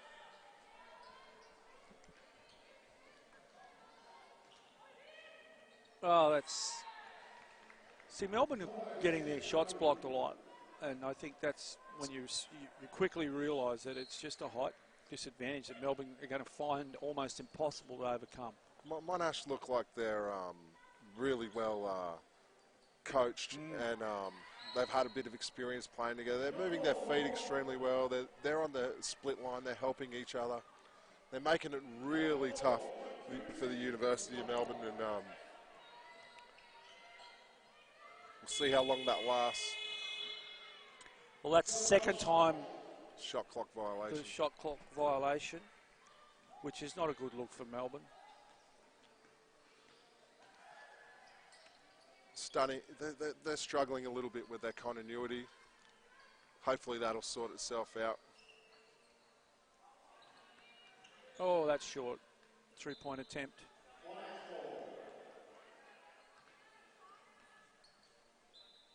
Monash don't really look like they're going in top gear yet either. I mean,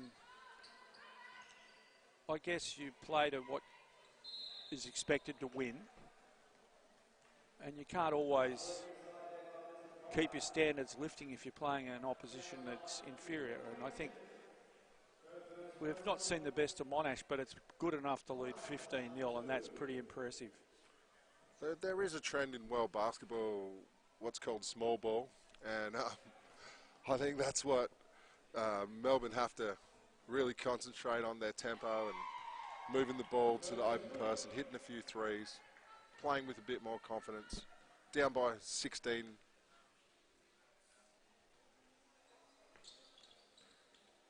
Melissa Pryor missing a second attempt.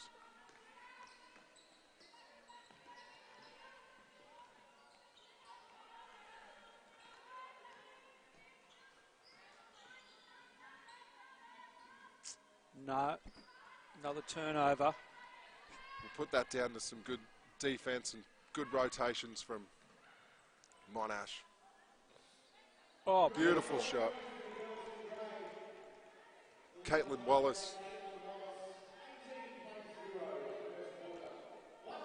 She's starting to be a paramedic, Caitlin Wallace. That'd be a tough job, wouldn't it?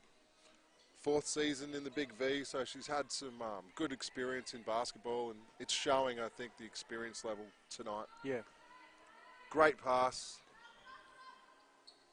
falls for Melissa Pryor. She stuck with it, couldn't finish it. Did she hurt her ankle there? She looks to be moving okay. She did hit the floor. Maybe it was a facial impact.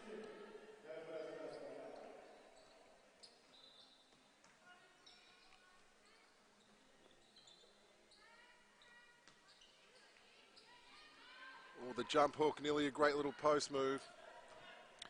Here There, comes that's a better Melbourne. Oh, pass. that's off the foot. Back to Fernandez. Good girls. Hang in there. Keep battling. Oh, nothing's dropping for them.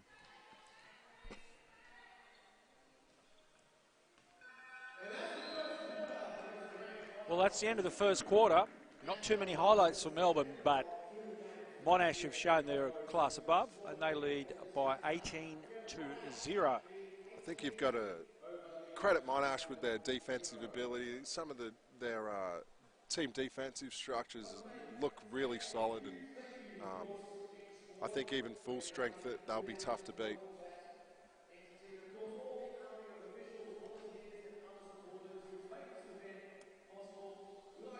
So there's been 17 women's teams competing this week.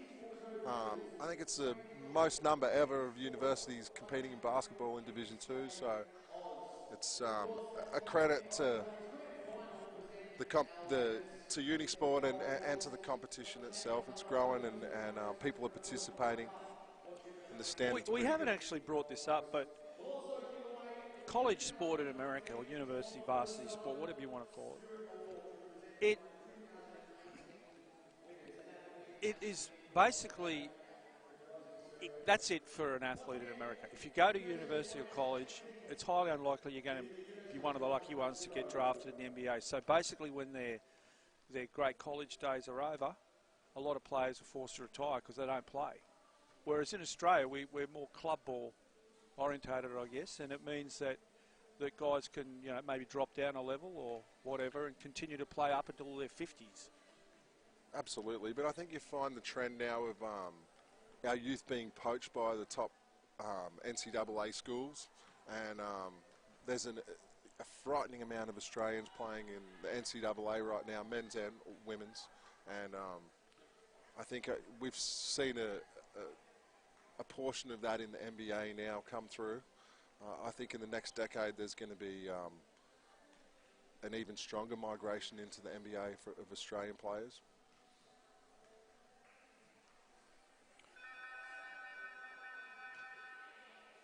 It's time now to begin the second quarter, 18-0 in favour of Monash. Of course, too, one of the reasons Australia doesn't have as huge a market for university sport or franchise sport amongst the colleges.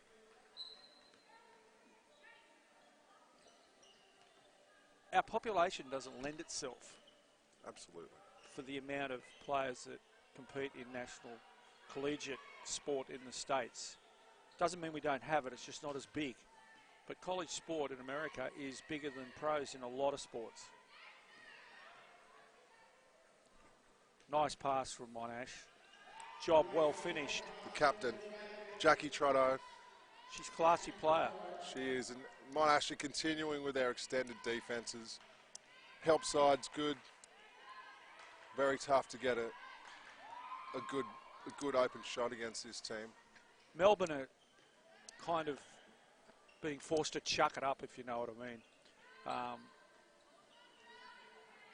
They're fighting hard. They're giving away nothing in terms of effort. They just don't have the size and the ability to go with Monash at this stage. And Monash are seemingly able to pick off rebounds and steals and the likes whenever they want to. I'm sure Monash are going to be a dominant force in the first division as well. Oh, yeah. And from what we've seen. It looked like a well-balanced team. Good inside attempt there. Michaela Kewen, studying science, global challenges, wants to work in R&D and sustainability. She's played basketball for 14 years. Doing a good job out here today, Michaela.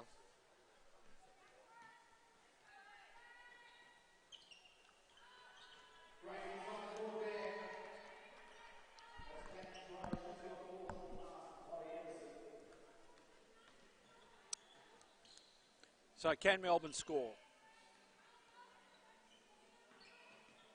This seems to be the challenge. Just one bucket, please, Lord. 12 minutes in, it's a phenomenal defensive effort, but a poor offensive effort. Renton. Yes! Yeah! Renton it took a banker, but it worked. Puts Melbourne on the board. Maybe that's just what they needed. They just need to get started and settled in. This will give them the impetus to maybe cause an upset, John. Let's not get too carried away. Okay. Never say never, Glenn. It's the beauty of the game.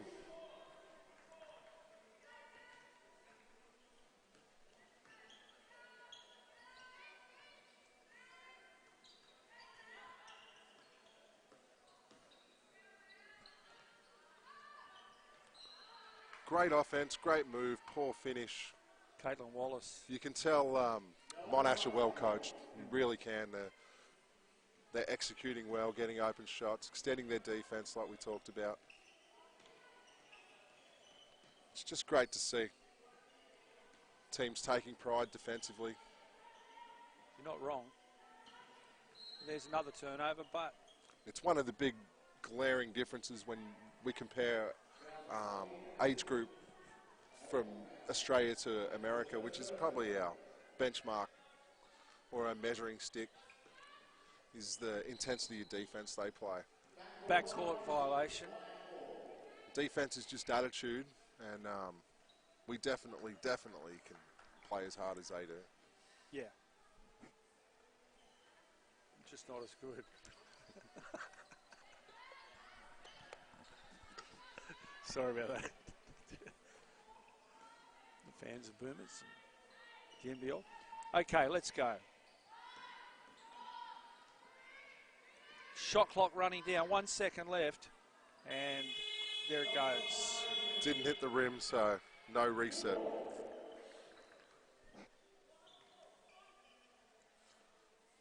Monash have actually missed quite a lot of layups. Score could be right out. We're currently at 19. Well, at least Melbourne are on the board. It's better than the big 0.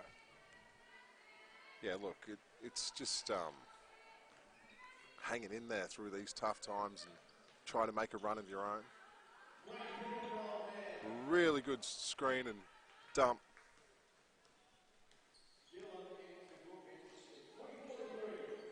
Jovana Bukvic, nice job for Monash.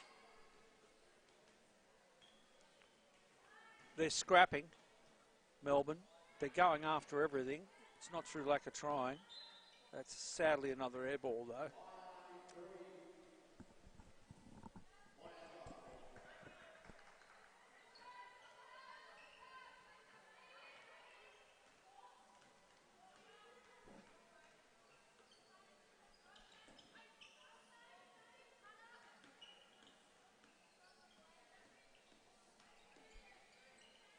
Very good offense.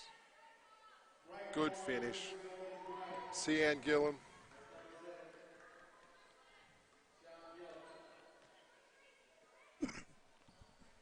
Cian studying commerce and science.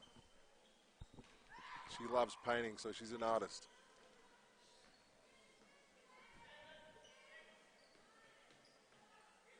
Great help defense, Monash. Oh, that was close.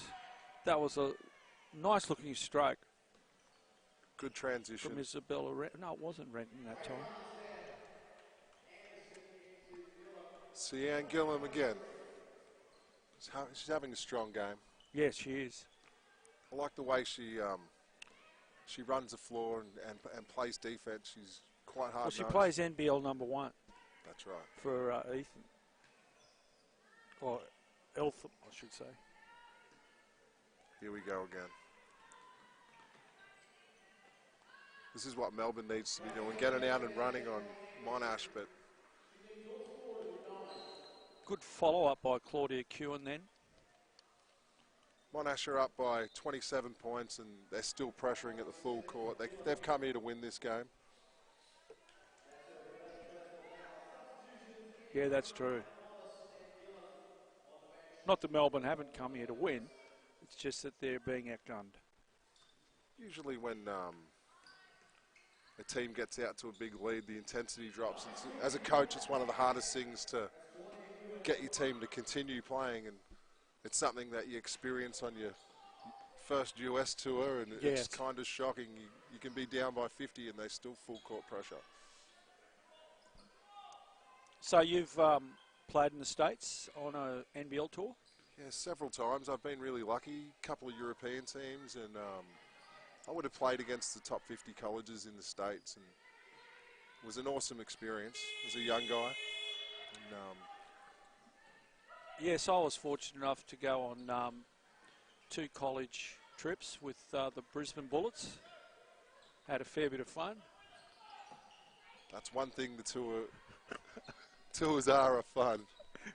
A bit like this week, I'm sure, for these students. And if you play the schools in Southern California like we did in 1988, it's only a few Ks to get to another country, and that's, of course, Tijuana in Mexico. Melbourne going to the line right now. Jade Lisbon. 32-3. 2 shots to come. Let's go, Melbourne. See, Melbourne are flat out making subs at the moment.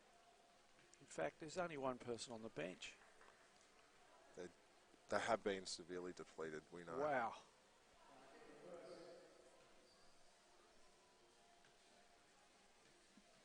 That's sad, really, for the Melbourne girls. They obviously are a much better side than they're proving tonight, or this afternoon, I should say.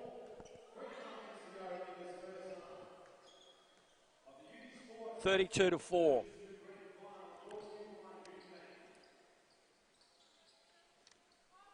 Good ball movement, open shot. Melissa Pryor again. Solid rebound. That is Melissa Pryor. Just should have made that, though, the big girl. She does so this time. Sticks with it. Very, very strong player. Very strong player. Nicely balanced.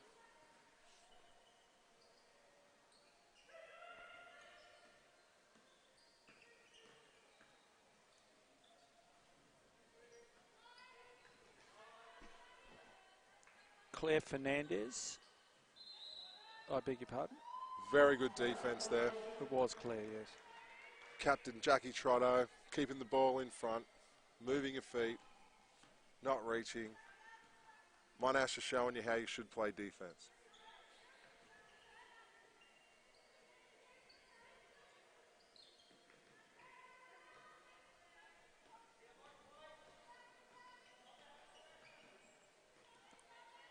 Renton does all the ball movement, all the ball carrying. She sets up all the plays. She just hasn't been able to find a shooting range as she drives to the hoop.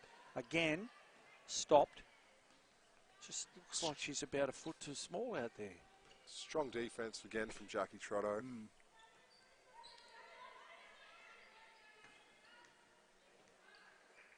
Good girl. Got a deflection. Pryor couldn't get again. it back. Melissa Pryor. Pryor's just a powerhouse. Scored the 2 buckets in a row.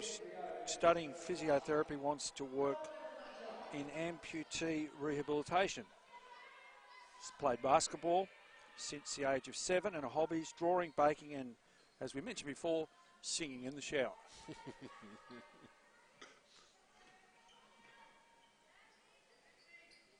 Looks like these girls have a good sense of humour anyway. Yes, well, at least she's not walking a cat. That's right. That's right. Pryor again. Nice pass. Great transition from Monash. Okay, we've got just over a minute to go. It's now 38-4. They're like a well-oiled machine, Monash. Oh, just won't drop for Melbourne. Their defensive transition's quite poor, Melbourne. It's one area. It's just about hustling. Fantastic shot off the right-hand floater. 40 seconds to go. Chloe Anderson. 40-4.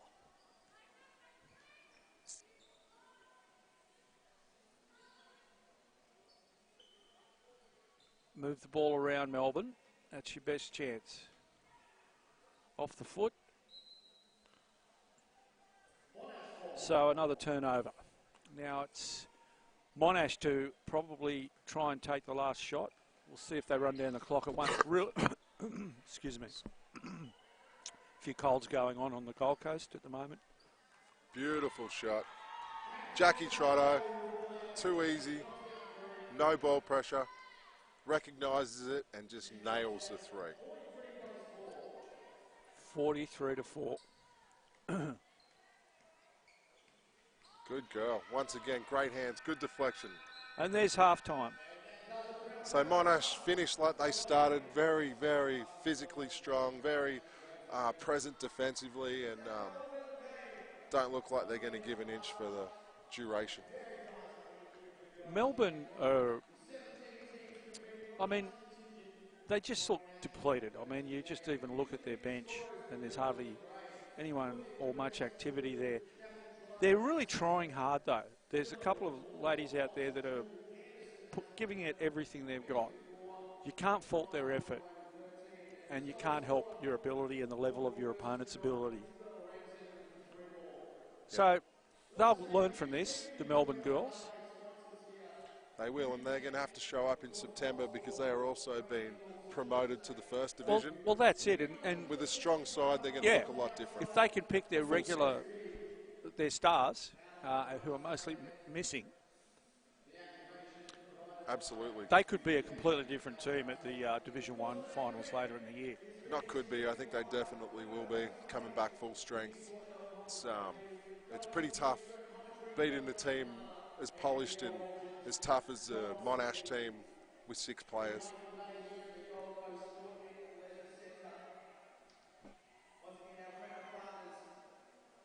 And once again, though, full credit's got to go to Monash. They've presented extremely well today and throughout the tournament.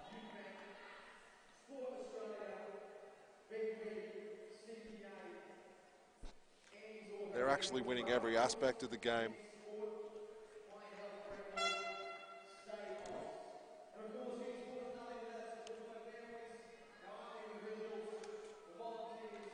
Let's go through the event partners for these UniSport games, held annually here on the Gold Coast. It's a big thank you to Tourism and Events Queensland and the City of the Gold Coast. Nationals Division 2 presenting partner is Unibank, Sport Australia, BP, CPA, Andy's Auto Rentals, Gray Nichols, Jan Sport, My Health Record, Stay Oz. They're all assisting to make this an event to look forward to for so many students around the country. We're not talking about 10 or 20, we're talking about thousands. So thank you to the sponsors. Nothing gets done these days in sport without decent sponsors. They're so important to the game. And speaking of important to the game, it's important for Melbourne not to lose heart. I don't think they will because they're girls that have a crack and they're having a go. But they face a very, very long path to travel yet. Still another half to go. They've only got 4 points on the board. They trail by 39. So it's a difficult task. And you can, just looking at the Monash bench, plenty of frivolity. They're all laughing on the bench. In fact, one girl's dancing. Might be a bit early for that.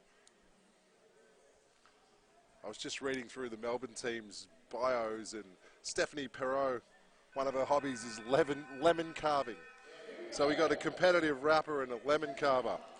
Well, a drawer. I've heard she's somewhat bitter about Claire Fernandez's favourite hobbies, kite flying. That's fun.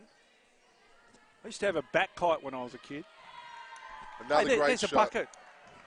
Claudia Kuhn, architectural design student, wants to make eco-friendly and creative buildings. Good on you, Claudia. Hobby, snacking and napping. I can relate to that. You don't want to look like me though, Claudia. No, wouldn't this shut on her. No. Head like a boil. Great pass, great rebound, great outlet. Yes. And the finish. Claudia again. Claudia Kuhn, last couple of buckets. Good job. She's played domestic rep basketball since the age of 7, and she plays in the Big V.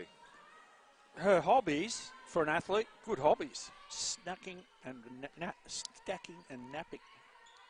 Come on, we know your strength's not listening. I just said that. Did you? Yes. Sorry, I was too busy reading it. I couldn't believe it. And we were so busy waffling that we just missed a great basket. I'll leave me alone. By the Melbourne team.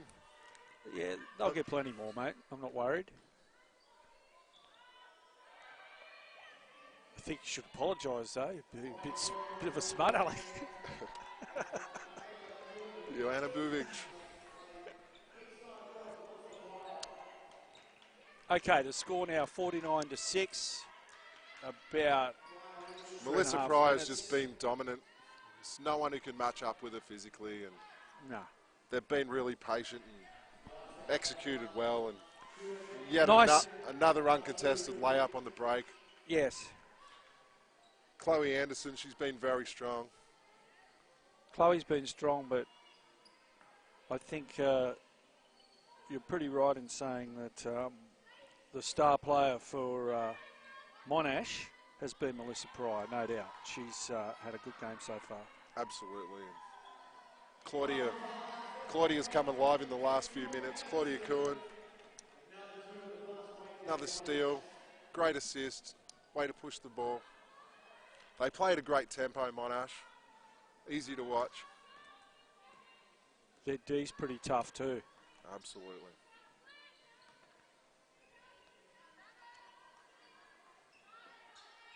Yeah. Here we go. Not this time, but Melbourne get the ball back. Well done. We're going to the line. Really good effort there from Claire Fernandez. They're not giving up. I mean, a lot of teams have just turned their toes up, but they're competing for every ball. That's all we want from our tennis players. What's that got to do with this, mate? My God. Great job.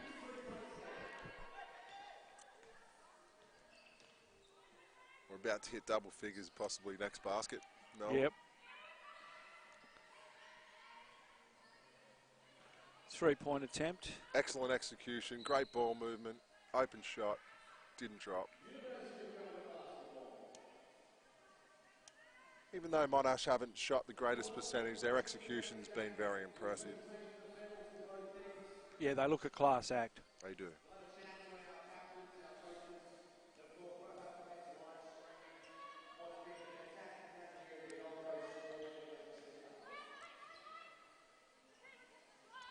You just want Melbourne to get a couple to make it interesting. Absolutely. There we go. That's her first one. She's excited about it. Good girl. You should be. Jade Lisbon powering it up there over the bigger girls.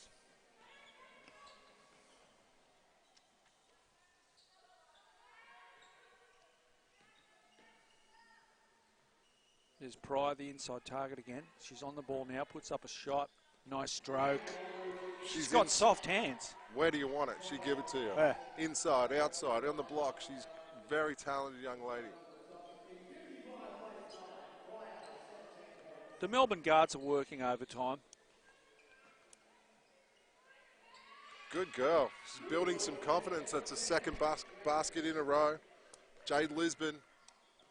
Yeah, that was a nice taking us into double figures for Melbourne.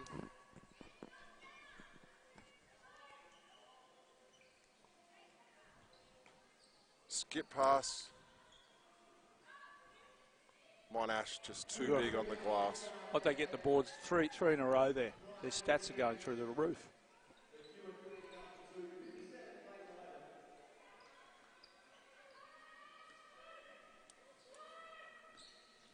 As I guess somewhat anticipated, that there's not a huge crowd here, that's for sure. Two Victorian teams, probably you would have had a few more walk through the door had, say, Griffith University or Southern Cross here on the Gold Coast. Nice job, Claudia Cohen.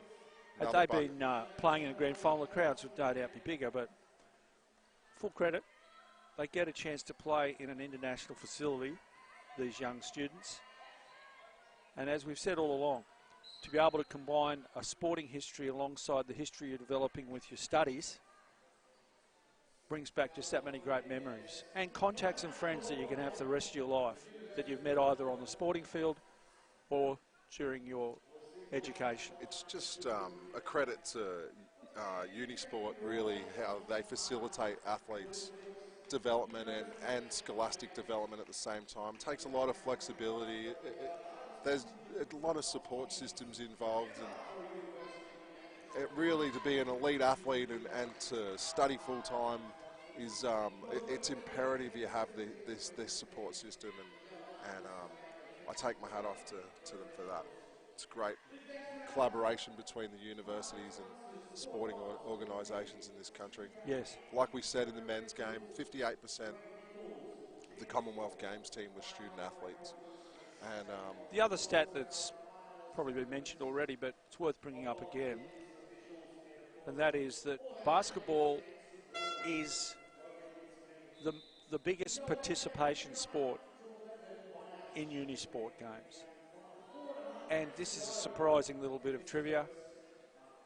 Netball's second in terms of participation by one ranked player as we currently speak. Wow. So that's how close it is. But we got them covered down here on the hoops court. Oh, yeah. Plus, netball's a wonderful game, but basketball, when the ball's in your hand, you can run, which is a natural instinct. Oh, absolutely. They're often compared, but completely different sports. Exactly. Completely different flow. Different size hoops even. Yeah. But we seem to be good at those type of sports. I know netball is completely different to basketball, but there is the similarities of you've got to shoot the ball and pass it and the likes. Absolutely. We seem to do well. We don't seem to do well. We're dominant in the sport really on a world level. And in both basketball and netball, like I said before, our women are really led the way. As an ex-player, basketball player, do you enjoy watching netball? I mean, there's, as we talked about, they're totally different sports, but do many basketball players from a professional level, do they all sit back on a Saturday afternoon and watch a netball game? I've got to say, I've really enjoyed watching every New Zealand-Australia match, and that's because my partner loves and plays. Yes. And the amount of pride displayed equal to any Anzac pride I've seen in sport, so credit. Another shot clock violation for Melbourne, unfortunately. It's 61-11. And Monash going to the line. Caitlin Wallace still pushing the ball at tempo. That's a pretty miserable, well, not miserable, but sad in a way. You feel sorry for Melbourne. You look at the girls on their bench and they're just running out of heart, I think, a bit. It's a big ask, but I noticed their coach is still doing his job. Absolutely. There's no quit in Melbourne University, and sometimes in sport it's your day and sometimes it's not, and sometimes you can be a little bit outclassed, which is happening a little bit today. Well, Melbourne's coach is Bernard Grantley, and he's been around the coaching scene for quite a number of years and has worked with NBL coaches as well. And he freely admitted to me before the game that they would struggle today. There was no trying to sugarcoat the inevitable, and that was his team was too beat up. Most of the players that are even on the court are struggling with injury, and some of their big guns just couldn't play. They actually lost by 30 to Monash in the rounds with a full team, so there you go. It was a very big ask tonight. Yeah, I mean, they lost by 30. That's not too bad, because tonight they could be losing by 40 or 50. Yeah. Which they don't really deserve, but that's the makeup of sport. Injuries, there's nothing you can do about it. You could have the best football side in the world, but if they lose 5 or 6 of their stars, they're suddenly back of the pack. Nice move and finish there. Caitlin Wallace, she's been very strong.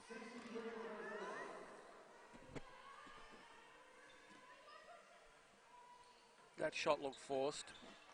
It was, but they've gathered the rebound. Oh, well done. Good girl. Stephanie Perot.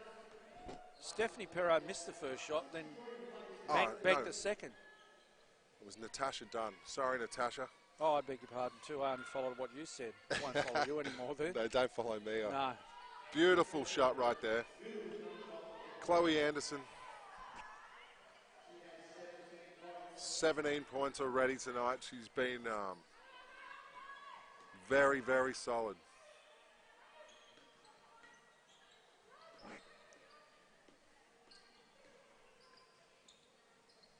Left-handed, off balance, no basket. Let's see what Monash can do. Quick catch and shoot. Unsuccessful.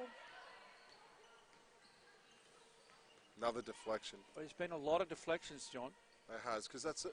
Because the Monash girls are all on the helpline and they're all got active hands. That's what I'm saying. They're a well-oiled, well-coached group, and I think their coach will be happy with the way that they've morphed together. They look great. It'll be interesting to see how Monash go in the Division 1 Grand Final. Absolutely. Or the Division 1 tournament later in the year, September, I believe. They might be, I don't know if they're going under the radar, but it'll take a good team to beat them. To have 3 NBL players and multiple Big V players, they've got a hell of a lot of experience, and I can see them competing with most teams. Yes. If not dominating. Yeah, they don't seem to have many weaknesses. No, really well balanced. Wow. That was a better drive right there. Claire Fernandez again. Yeah, she's played pretty well. Has Ms. Fernandez. She's had a good game, tried hard.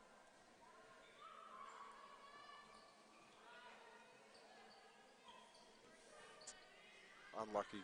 Yes. Not the place to get a turnover under your own hoop. Mathalia Mathali. Hobbies are dance and anime. She's studying arts.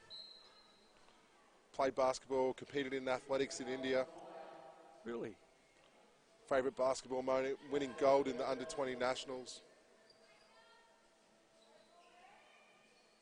in India.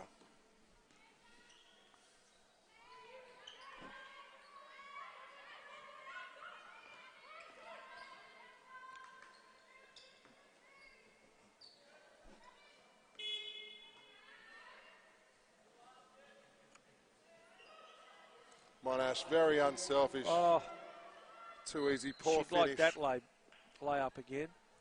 She would. But Sian Gillen's been strong all day. She has, yeah. She's had a good game.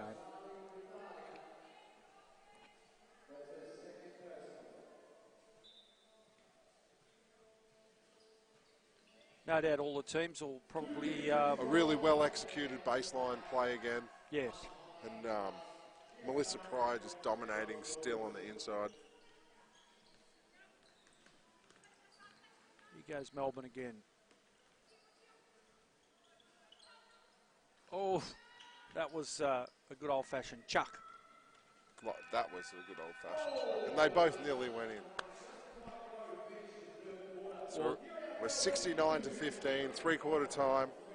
The Division 2 Women's National Final for UniSport. And whilst this is not what you'd call an ideal grand final for Division 2 this year, you've got to take your hat off to Monash. They're by far and away the best side in the competition in Division 2.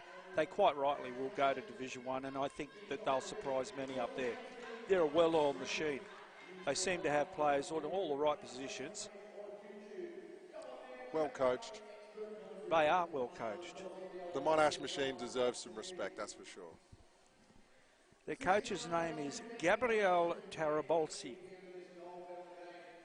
This is the third time she's won a gold medal in a row, the UniSport Games. Yes.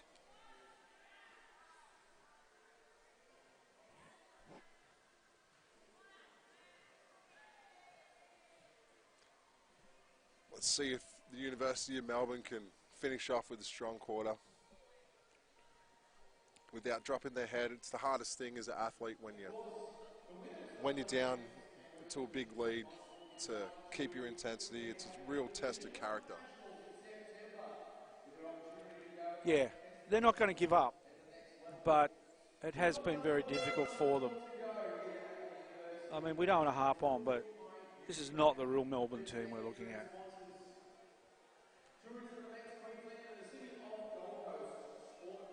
Can't believe how good a venue this is now. I remember the old days at this same arenas. That it was a bit of a laughing stock, the Gold Coast basketball facility. In fact, I remember an NBL player that I was interviewing one time. His name was Scott Fisher, referred to it as the toilet. And I thought, well, that's going a bit too far. At least the bathroom would be nice. But look at the facilities now. And that's all come about because of the Commonwealth Games. Everything got... The residue of the Commonwealth Games Yes. has left behind some fantastic venues. Fantastic venues that are world class. That rightfully so, our university students and local talent gets to develop on and use. Yes. One of the positives.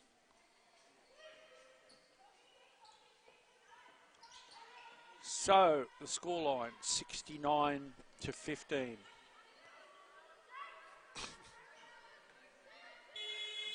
And did that get away before the shot clock expired? I don't think it did. No, it didn't. Another violation.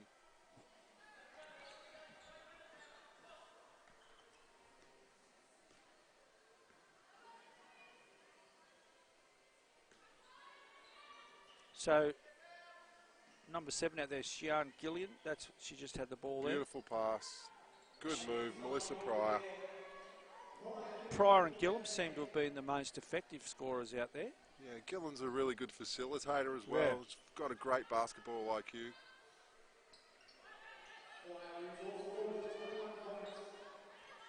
When you refer to a basketball IQ, what do you mean?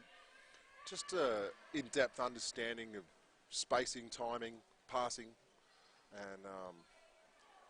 and how to interact with your teammates on a team level. Sometimes there's a lot of good individual players whose IQ is limited, and they don't always make the best teammates. Yes.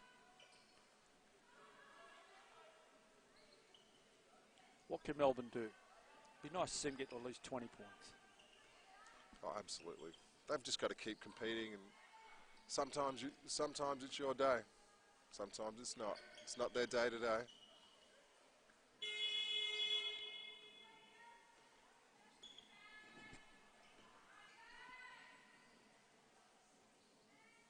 Yeah, nice passing.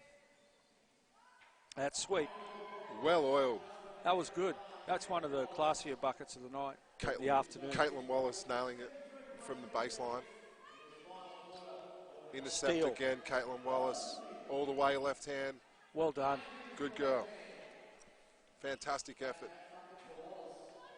Yeah, Monash haven't dropped their intensity. Maybe a little bit, not much. They've done very well. That's the most impressive thing. Well, they didn't just go into coast mode. No. As soon as they had established a match-winning lead, they've played the same way the whole game, and that's like give their opposition no chance. Long pass. Once again, pass. Melissa Pryor. Pryor and Gillam, there they were combining.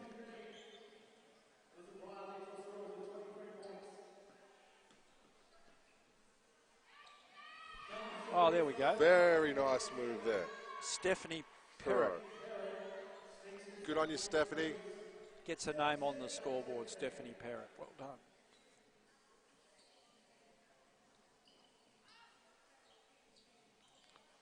Too big, too strong. Melissa Pryor. Look at these rebounds. Melissa Pryor just was... It's like Moses Malone on the glass. It was like the unstoppable Titanic or something. Well, that's not unstoppable. It's pretty hopeless.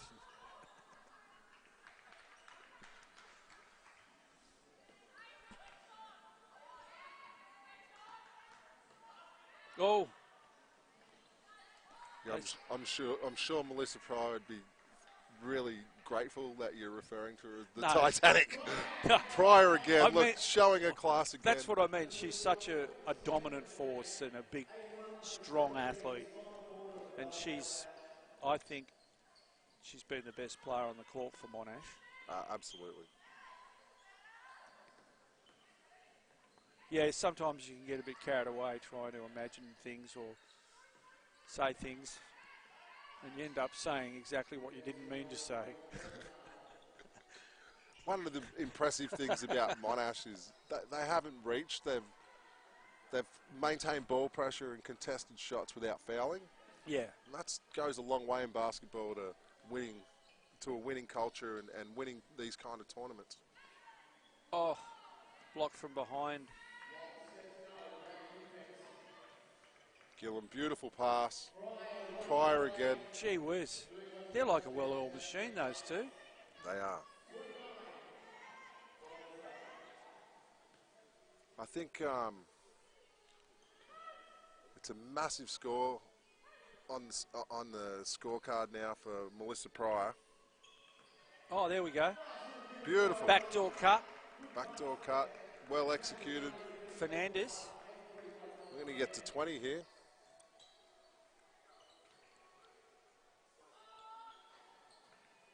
Pryor again.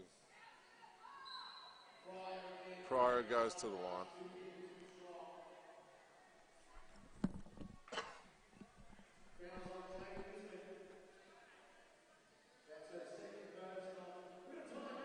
We've got a timeout. The scoreline as it stands, 83. I think Pryor's going Monash for 50 tonight. Well, they could be. 19 for Melbourne, so 83 to 19.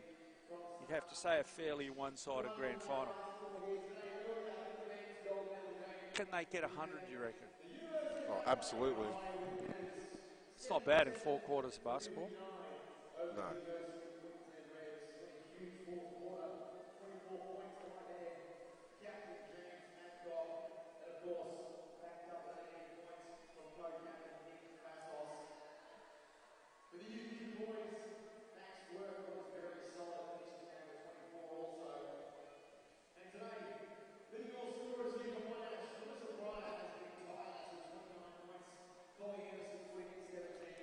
There you go. Melissa Pryor, 29 points. What a fantastic effort.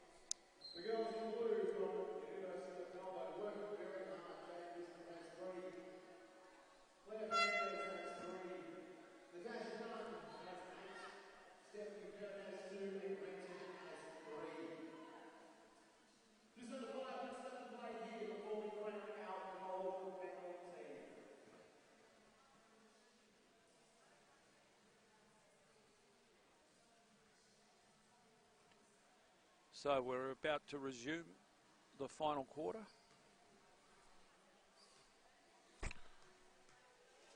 Pryor at the line. She's got a really nice stroke, hasn't she? She's got great shooting technique. It's very smooth. Brought up the 30. Oh, she's missed that one. The jinxed her. Commentator's curse. Happens all the time. It really does. Give someone a rap. You hear it on the Surprisingly, football it all the does. time.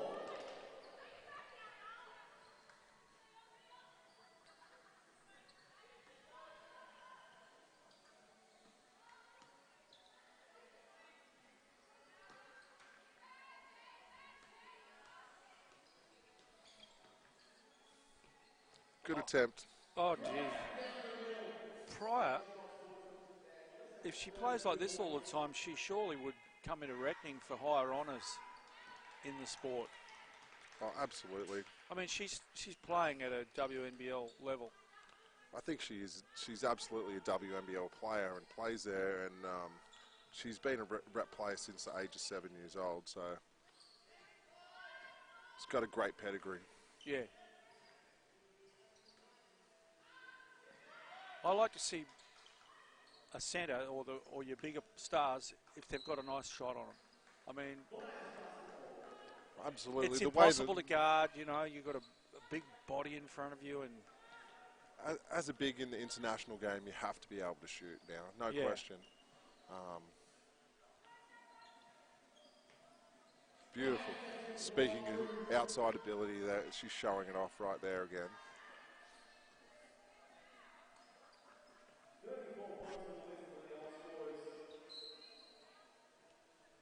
$34 for Pryor now. She'll have every reason to sing in the shower tonight. She's had a monster second half. Good on her.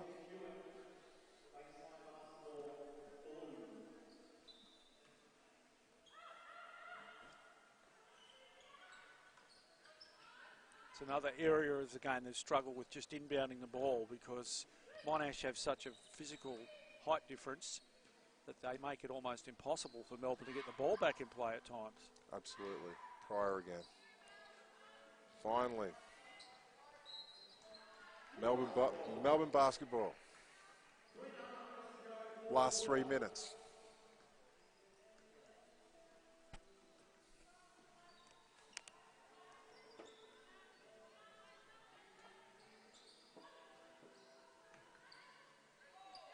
They just struggle to finish, and again I refer back to the superior athleticism and height of Monash. Melbourne just really struggle to get that.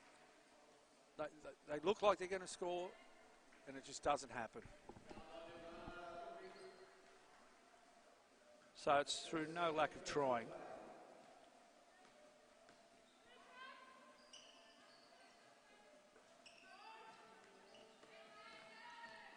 Yeah, to me, Monash are clearly a Division 1 team, and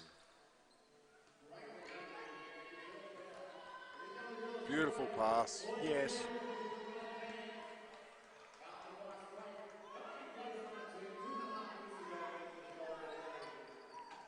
Claudia Cohen again finishing on the break. She's got a stack of points too, Claudia. She's been the recipient of some really great outlet passing tonight. Jump ball.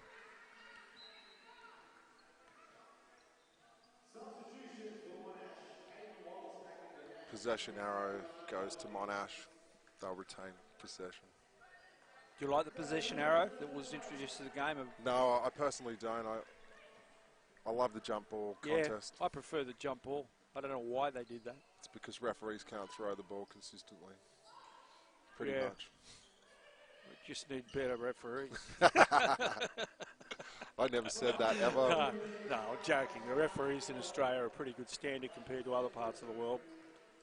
Very good. And our NBL enjoys some great referees. Over the years, we've had some true legends. We have. We've had collisions with NBA stars. We've had all kinds of referees making their mark. Oh dear. They were nowhere near ready for a shot then, and the time ran out. It sort of sums up what's been happening. It hasn't been an exciting game. There's no way you can paint it any differently. But at least we're seeing one team at the top of its game, and that's Monash. So I think it's best that we, accept the fact that this is not going to be a grand final to be remembered, but the Monash girls, they'll still know about it in another 20 or 30 years. I'm sure a lot of Division 1 teams will be watching this as scouting. Yes, no doubt watching our telecast, absolutely riveted. Oh, Pryor again, monster rebound, fantastic finish. 36 points now. Great defense, great finish right there. Stephanie Perot, she's battled hard. They got to 20, John. Fantastic. I'm not being patronising. I just like the way they've stuck with it, even though it's been a hard night for them. Yes. Short from Gillum. Foul. We're going to the line. Natasha Dunn will go to the line. What does Natasha like? Studying science, wants to be an engineer, played junior reps for Big V and rep teams. Favourite basketball moment, Adelaide Easter Classic. Hobbies, tennis and netball. She's actually a rep player for tennis as well, so she's multi-talented. Bit like yourself, Johnny. Some would say. Some would laugh.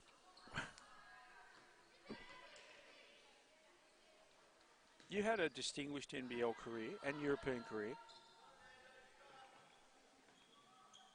and you took up boxing. Yeah, absolutely. When you retired from basketball, we thought I'll just go and get my head beat in.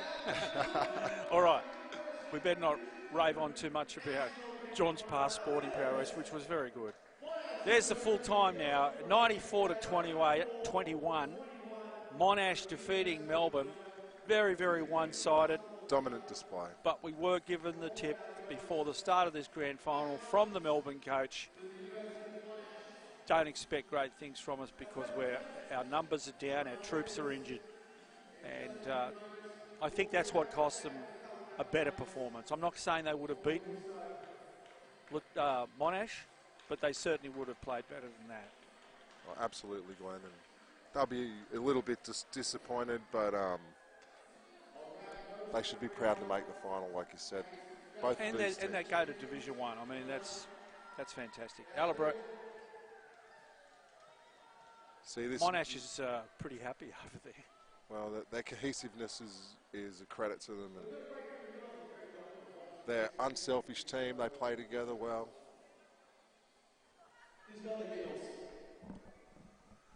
Here comes the presentation.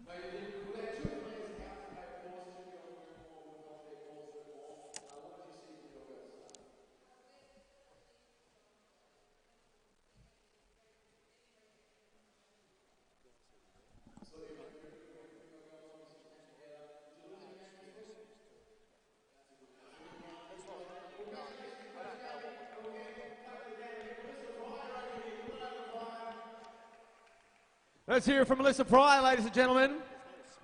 Congratulations, player of the game, 36 points. How was that?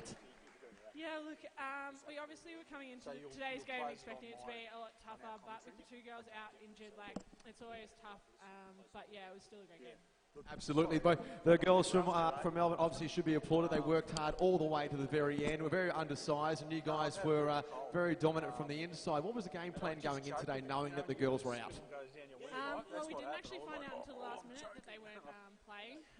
Obviously, it was just to play the same game that we've played all tournament, and that's a strong, deep game. Obviously, we have 8 really great players in the team and give everyone a run. So that's what we tried to do.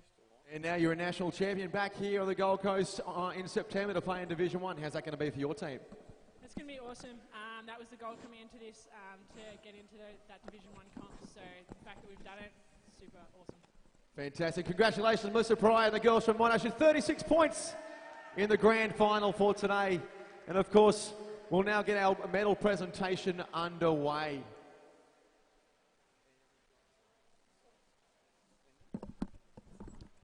I'll welcome Glinda Major from Unibank, our wonderful sponsors here for the UniSport Grand Final, to present our medals, of course, to our silver and gold medals.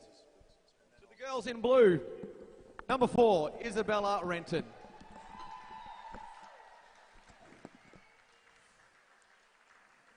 The captain, number 6, Amelia Smith. Stay out here, girls. Number 7, Stephanie Perrott. Number 8, Natasha Dunn.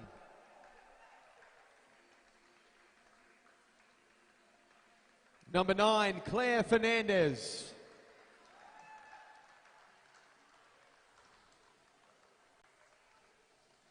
Number 10, Jade Lisbon.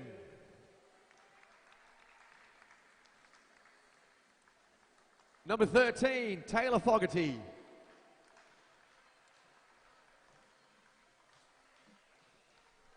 Number 14, Mithali.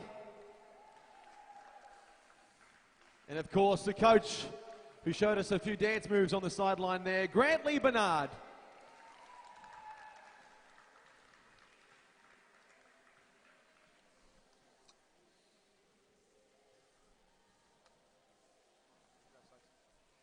And of course, to our gold medalists, the Division 2 University Games champions, number 5, Claudia Kewen.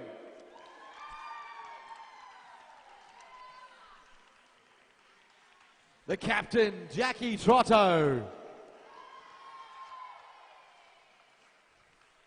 Number 7, Sean Gillum.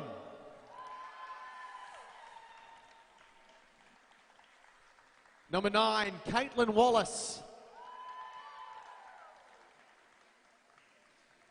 Number 11, Chloe Anderson.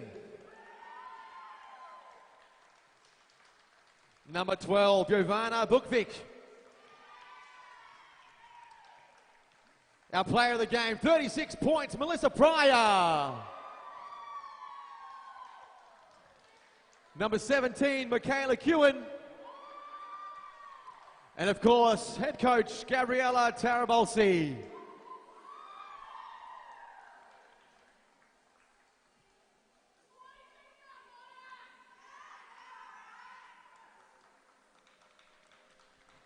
And now we're going to present you with our national champions pennant.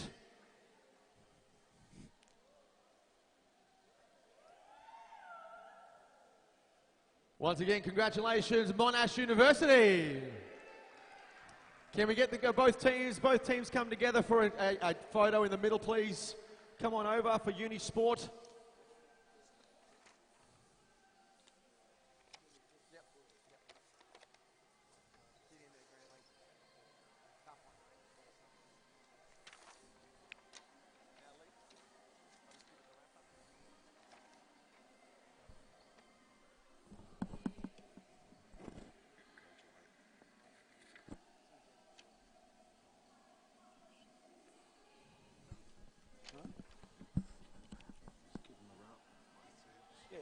Great sights there from both teams. Unfortunately, it was obviously a one-sided battle today with our injuries, but once again, can we put our hands together for both teams? The girls in blue from the University of Melbourne, and our Div 2 national champions, Monash. Well, ladies and gentlemen, that brings us to the end of our National University Games here at the Gold Coast Sport and Leisure Repeating Centre that here at earlier Carrara. in the day, the men's Division 2 Grand Final was won quite convincingly by Adelaide, who defeated the University of Queensland. So both those teams go through to the Division 1 the gold and silver playoffs later in the medalists year. will, of course, from And in the Division women's 2 match, which we have just been now watched, promoted to Division 1. Monash is easily outclassed And are invited back to the Gold Coast here in September to take part in the National Division 1 University Games. So we'll see you back here in a few months' time. UniSport is delighted to have partnered with their number. But the girls from Melbourne hung in there and competed hard the whole day. Yeah, it must have been pretty tough on the Melbourne girls, but they'll have a good time tonight. The bad memories won't last forever. Well, now we get to unleash this Monash machine on the Division 1. I look forward to those Division 1 UniSport games. I mean, we've seen a good standard here, but the standard we're going to see at that will be up another couple of notches. Absolutely. I think they're going to fit right in this women's team.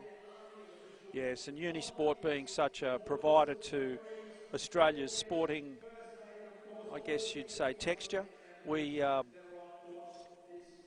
look forward to seeing whether or not any of our UniSport teams will keep producing NBL class or WNBA class athletes. 58% of all the athletes that competed at the last Rio Games had studied at an Australian university. I think that sums it up. Sums it up beautifully. And yeah, all credit to UniSport and Unibank for their support of this tournament. Yes, fantastic. Wouldn't happen without them. But from the suburb of Carrara at the Gold Coast Sport and Leisure Centre, my name's Glenn Palmer, and alongside me is former NBL star John Zaghetti. We'll bid you a good afternoon and hope that we might be able to chat to you later in the year when the Division 1 UniSport titles come around. Have a great day, everyone.